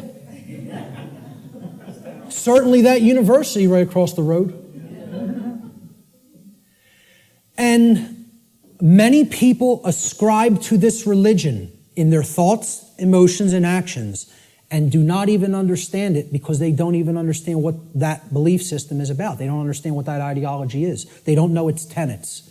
So, again, going back to this, if you don't know that there is an objective, meaning in nature difference, okay, between right and wrong, that is a satanic belief system. Morality, it's not right versus left. It's about right versus wrong. This whole left-right paradigm The people, you fall in with the left, with the Democrats, or the right, the Republicans. Has nothing to do with any of that. It's a false paradigm.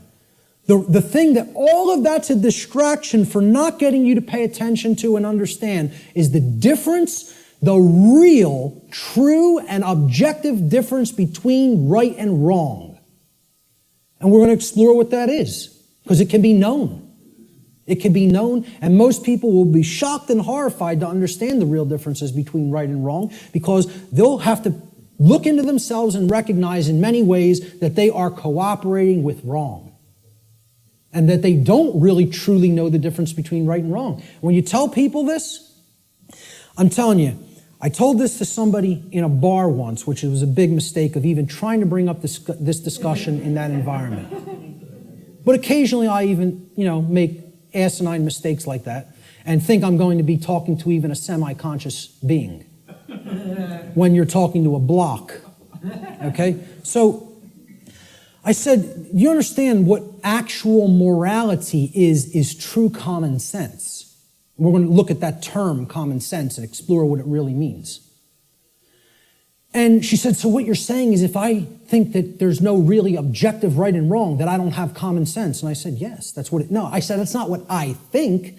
I'm trying to explain to you that's what it means by definition, not by what I think. The definition of common sense is to truly know the difference between right and wrong. And I said, because I say that you are not fully in that state of awareness, don't even take it personally, because billions of people on the earth are in that same state of awareness. You're not special, and it's not a personal attack against you. And I thought this person was going to throw a glass at me. Literally got so enraged because she's associating the concept of common sense with that you are functional and can adequately perform the daily activities of living. And that's not what I'm talking about as common sense, okay? Having common sense about, I can prepare my meals and eat for myself and wash my own clothes and, go to work. That's not what I'm talking about as common sense. That's your everyman's definition or connotation of common sense. We're going to talk about what common sense really is. Okay? A deep understanding of morality, which are the principles concerning the distinction between right and wrong behavior, lies at the very heart of natural law. This is the essence of it, folks, right here. And here's the difference between right and wrong in a nutshell, about as simply as I am capable of describing it. All right? Now, we use the words correct or right to mean correct and moral. When you say, okay, what's 5 plus 5? It's 10. You're right. Meaning you are correct. That is true. That is the correct answer. That is right. Okay?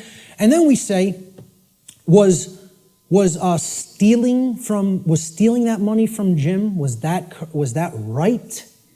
To mean, was it a moral behavior?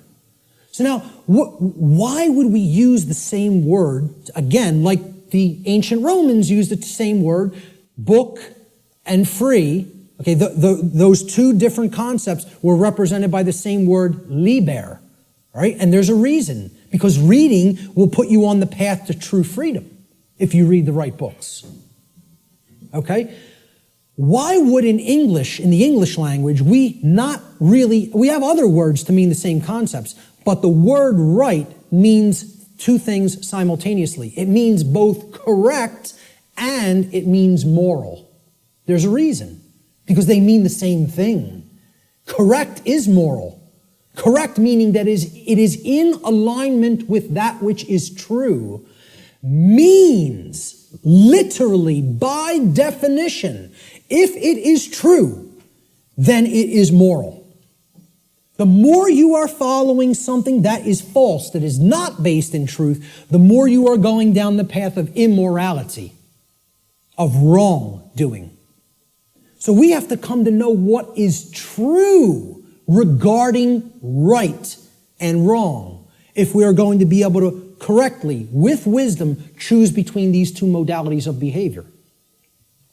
So, right, again, it means both correct which is based in truth, and moral, which means that the action, if taken, if acted upon, is in harmony with natural law. Actions based in it do not result in harm to other sentient beings. That's the definition of right. Now look at how simple that definition is. And think about it for a moment. We're talking about what is a right. Meaning, what do you have a right to do?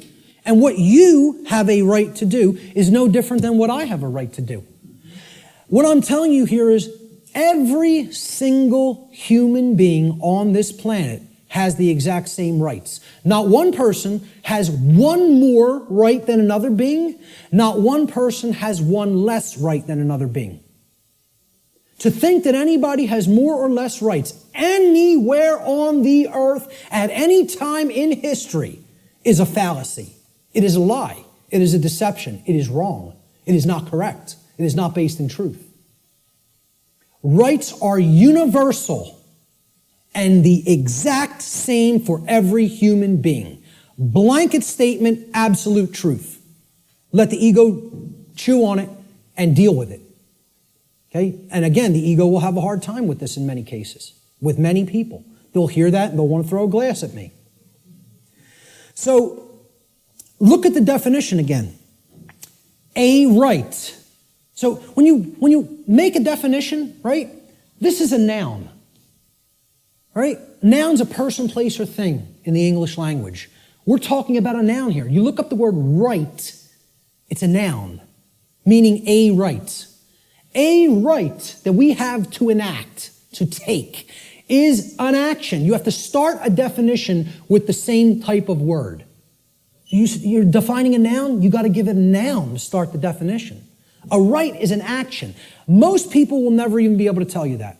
Just say, can you define what a right is to me? They will not give you this noun. A right is an action. So is a wrong an action.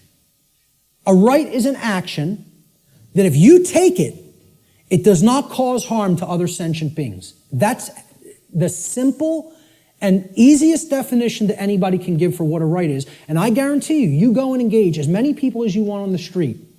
I have not asked this question and had anybody ever raise their hand or even contact me later and say, you go up to somebody on the street and ask them if they can define what a right is.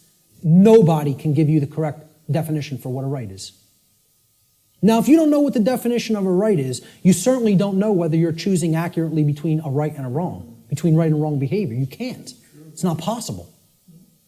So many people believe that they're allowed and they can do actions with no consequence that actually aren't in alignment with natural law because the taking of those actions do result in harm.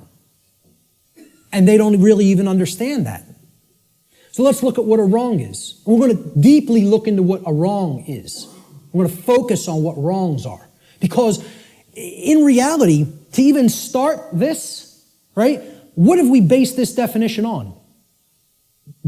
Actions based in it do not result in harm, right? That's the negative of another definition. Well, it's the negative of this definition. So you can only actually define a right by knowing what a wrong is. A right technically cannot be defined outside of the negative. A right can only be defined apophatically, meaning understanding what a wrong is and then stating that it is anything that falls outside of the parameters of wrongdoing. Okay, and we're going to get to what those parameters are. All right? So, I'm sorry, I want to focus on wrong for a moment. Okay? Wrong, again, we say this, what's 5 plus 5? 9. Wrong, it's not true. Incorrect. Incorrect answer. It's not based in truth. We use the term wrong to mean both incorrect and immoral. Well, that was wrong what you did to that person by hitting him for no reason. You didn't have the right to do that. Immoral means in opposition to natural law. Because actions that are based in it result in harm to other sentient beings. That's the simple definition of a wrong. Now we can go deeper into the definition of what a wrong is and look at different types of wrongs, which is what I'm going to do in a moment. So this is the concept that is referred to as apophatic inquiry. Very, very critical to understand concept. And you have to apply this concept. What this essentially is it's a filtration process. This is the process of the middle process in the trivium. Okay? It's weeding through the inconsistencies and saying, well, is this inconsistent? Is this inconsistent? Is that not true? And you're setting those behaviors aside and you're saying, here's the behaviors that are wrong. Don't engage in those behaviors. It's negative. It's a negative process. It's a destructive process. You're taking away from the body of everything that can be done, and you're saying, I'm pulling all of these out through a weeding down process and saying, these are all inconsistent with truth. It's called apophasis, apophatic inquiry. And that is to be delineated from what's known as cataphatic inquiry. Cataphatic inquiry means you're reasoning in the affirmative, and you're not trying to weed down through a process of elimination to get to the truth. Okay, so cataphasis or cataphatic inquiry would be equivalent to inductive reasoning, whereas apophatic inquiry or apophasis would be akin to deductive reasoning. All right? Rights are most easily understood when they are considered through apophatic inquiry, or what is known as the process of apophasis. This process helps us to understand what a right actually is by understanding which actions are not rights because they cause harm to others. They're the cause of harm. Here's what apophasis is. It's been called apophatic inquiry. Okay? Really look this up. Understand what apophasis is because it's part of the trivium process. All right? It comes from the Greek noun apophasis, written there in Greek script, which comes from the Greek verb apophonai. Okay, so apo in Greek means away from or the negation of, and phonai in Greek means to say or to speak. So when we put them together, it means to say no or not to say, or to say what something is not, in other words.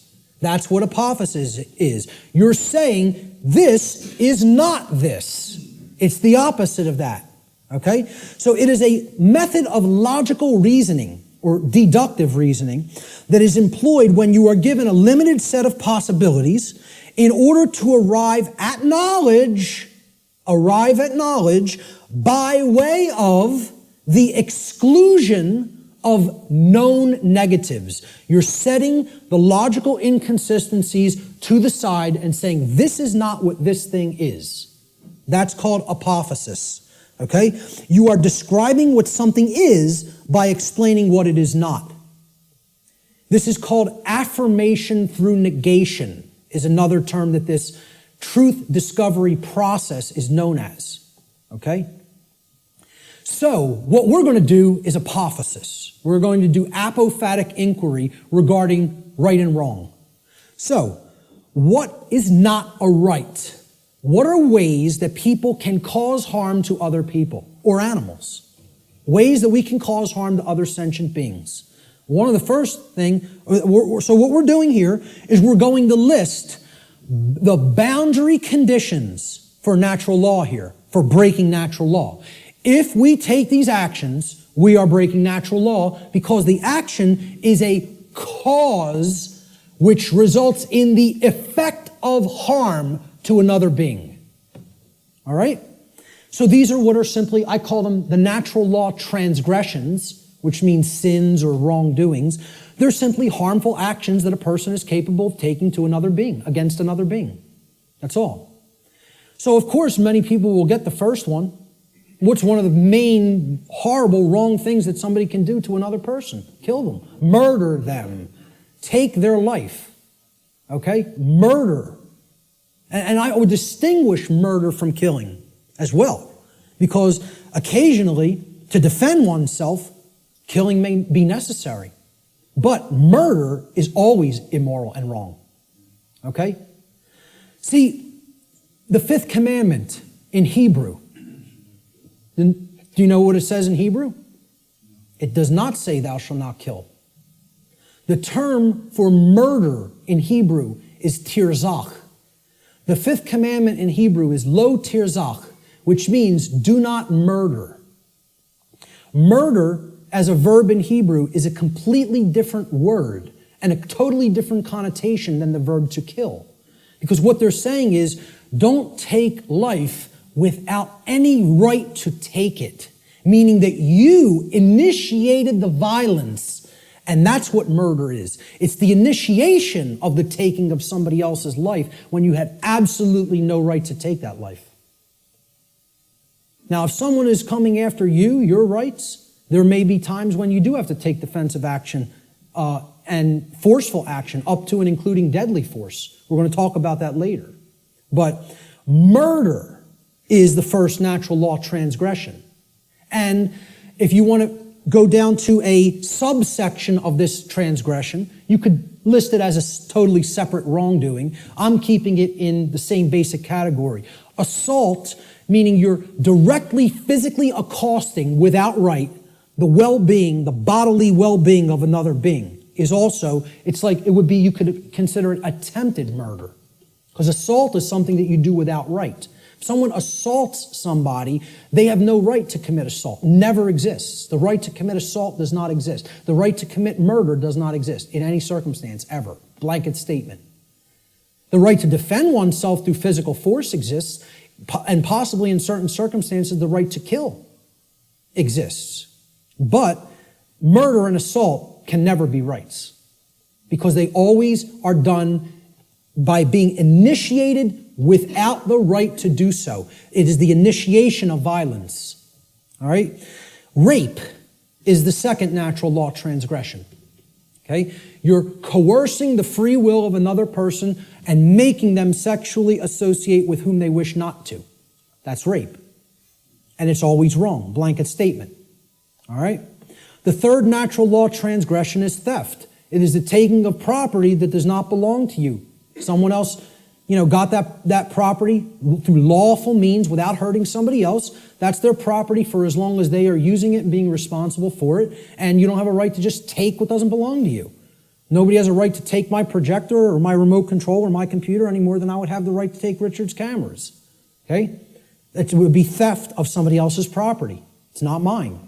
And this is the problem. We don't understand property. As we're going to get to, all rights are property rights. We'll get to that in a moment. That's the third natural law transgression. The fourth is trespass. And that means going into somebody else's lair that they are using, that they own lawfully and that they're responsible for, without their permission or consent, and you're just invading their privacy and their space, and you're taking their security away from them in that process. And we do have a right to set aside a place for ourselves for our own lair. Okay? And to violate that is to trespass against somebody else in their own property. The fifth and last natural law transgression is coercion. This is forcing somebody through the threat of violence to have their will comply with your will, whether they don't wish that to be the case or not. Making somebody do something that is against their will. Coercing them. And that's also not a right. Now, that's a small list. Very small list, right? We could add one more. We could add lying. Lying is also a wrongdoing. Okay? And I would consider that a theft of truth or a withholding of truth that somebody needs to understand to make accurate and informed decisions, lying to them. Okay? But essentially, these five are the overarching natural law transgressions. I challenge anybody to come up with a wrongdoing that doesn't fit into one of these categories. So far, I've never had one person able to do it. Any wrongdoing, any action that you could think of that doesn't fall into one of these wrongdoings. Yep. I would probably categorize it as pure ignorance, but I would say, hey, maybe you could look at it like that because that's propagating the slavery system indirectly. So, you're actually, you're not doing anything to help anybody else's freedom, certainly. I don't know if I would categorize that as a natural law transgression because, it's it's giving consent and propping up that system. It's not technically what I would call an action, but it's more of like giving consent. Hey, you could say that is a wrongdoing, I guess, because giving your consent is tacitly saying yes to control, and that's ultimately affecting everybody else's freedom negatively. So, possibly. But in general, what I would say is, if you could think of an actual physical action that doesn't fall into one of those categories, let me know, because that's a pretty comprehensive list, and it's only like 6 words. So, now, what if I told you I could narrow it down? What if I told you I can get rid of 5 of those words and take it down to 1? Okay? These are the wrongdoings. Let's try to narrow it down, right? Okay? Every harmful action that a human being is capable of taking is a form of theft. Now, many people will hear that for the first time. I've never heard that said. There is no action that you can take that causes harm to another person that is not a form of theft in some form or fashion. I challenge anybody to come up with an action that isn't a form of theft, that is an action that is a wrongdoing that isn't a form of theft. You won't be able to do it. I put that challenge out on my podcast. Say, email me if you know. No, not one person. The only one person challenged it and tried to say lying. I say, okay, that's really taking the truth from somebody, thieving truth. And whether you want to look at it as you're simply dissuading them from looking at the truth too, deceiving them, or not offering correct information, still you're taking away their ability to make correct judgments based on the availability of information. So it is a form of theft. Some form of property. Now look at that word. Property. Proper, meaning right, is always being stolen when a wrongdoing is committed. All rights are property rights. All wrongs are theft of property.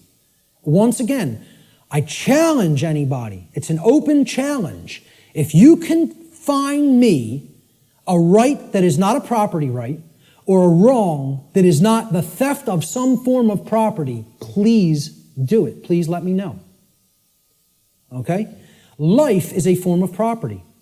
So taking life you had no right to take, murder, is stealing property that wasn't your own, because that was that person's life, possessive. They own it. And I didn't have a right to just go and take it for no reason.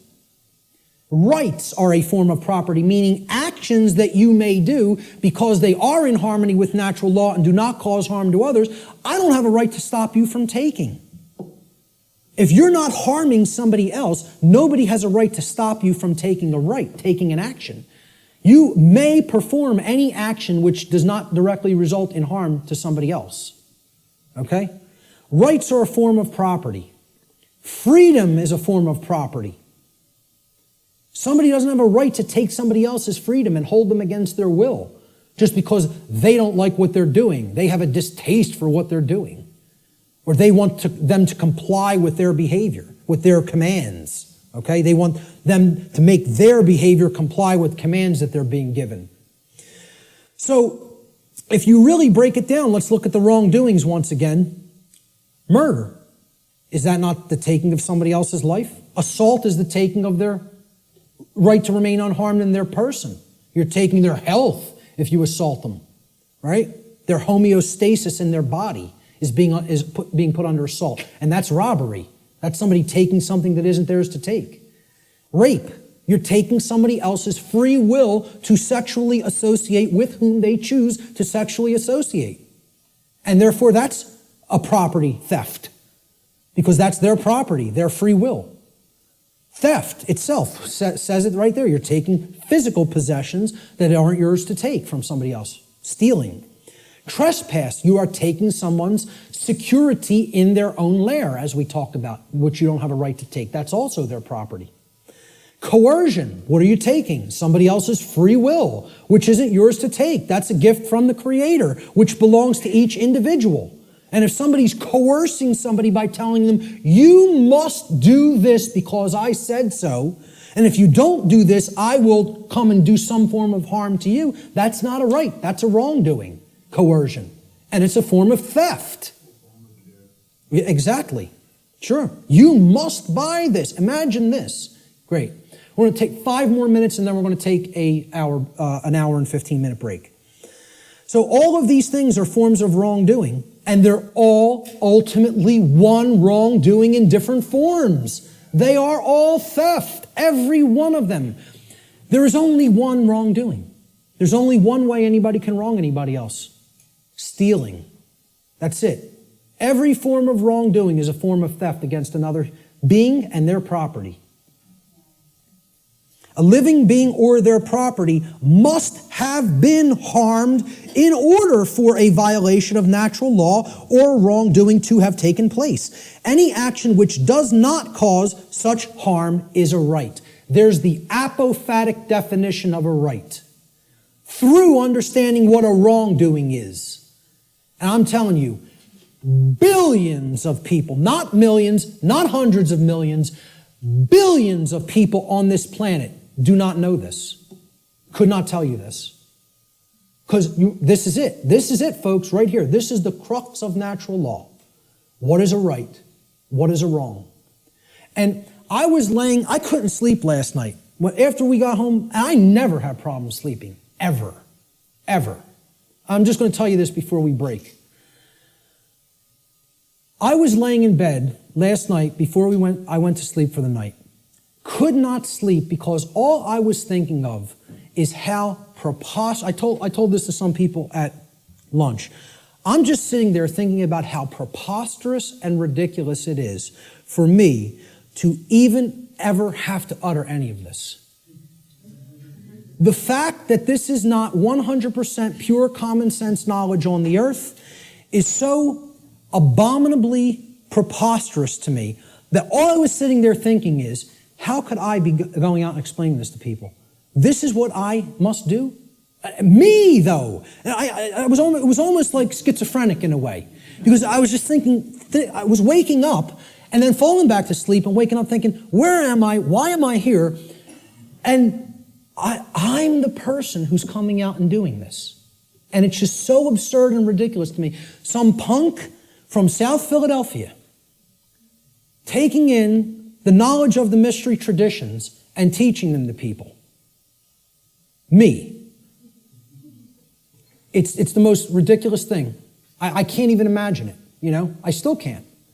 I can't imagine that it's necessary, you know? That's the position that our society is in. It's so profoundly sad that I can't believe it.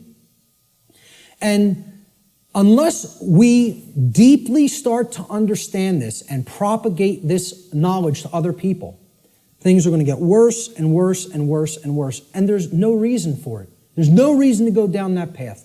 We want to choose the way of maximum pain because we don't want to give up thoughts that we're addicted to just because the pattern has been there for as long as we can remember. We would rather go down the path to the grave and the abyss rather than admit we were wrong and just say, I need to give up this negative way of thinking. You know? I'm going to leave it right there and just say the bottom line to what this section comes down to is if someone hasn't been harmed, no wrongdoing has been committed. No victim, no crime, in other words. Many people insist, there doesn't have to be a victim for there to be a crime committed. You know how many people are rotting away in a jail cell right now as we speak who have never harmed another living being? You know how many people? Tens of thousands. Okay? And no one has any right to hold them. Unless you've harmed somebody else, nobody has a right to stop you from continuing to take the action that you are taking. Okay? We're going to talk about some of those things in the last section. So let's take an hour and 15-minute break, and we'll be back here at about 5:20.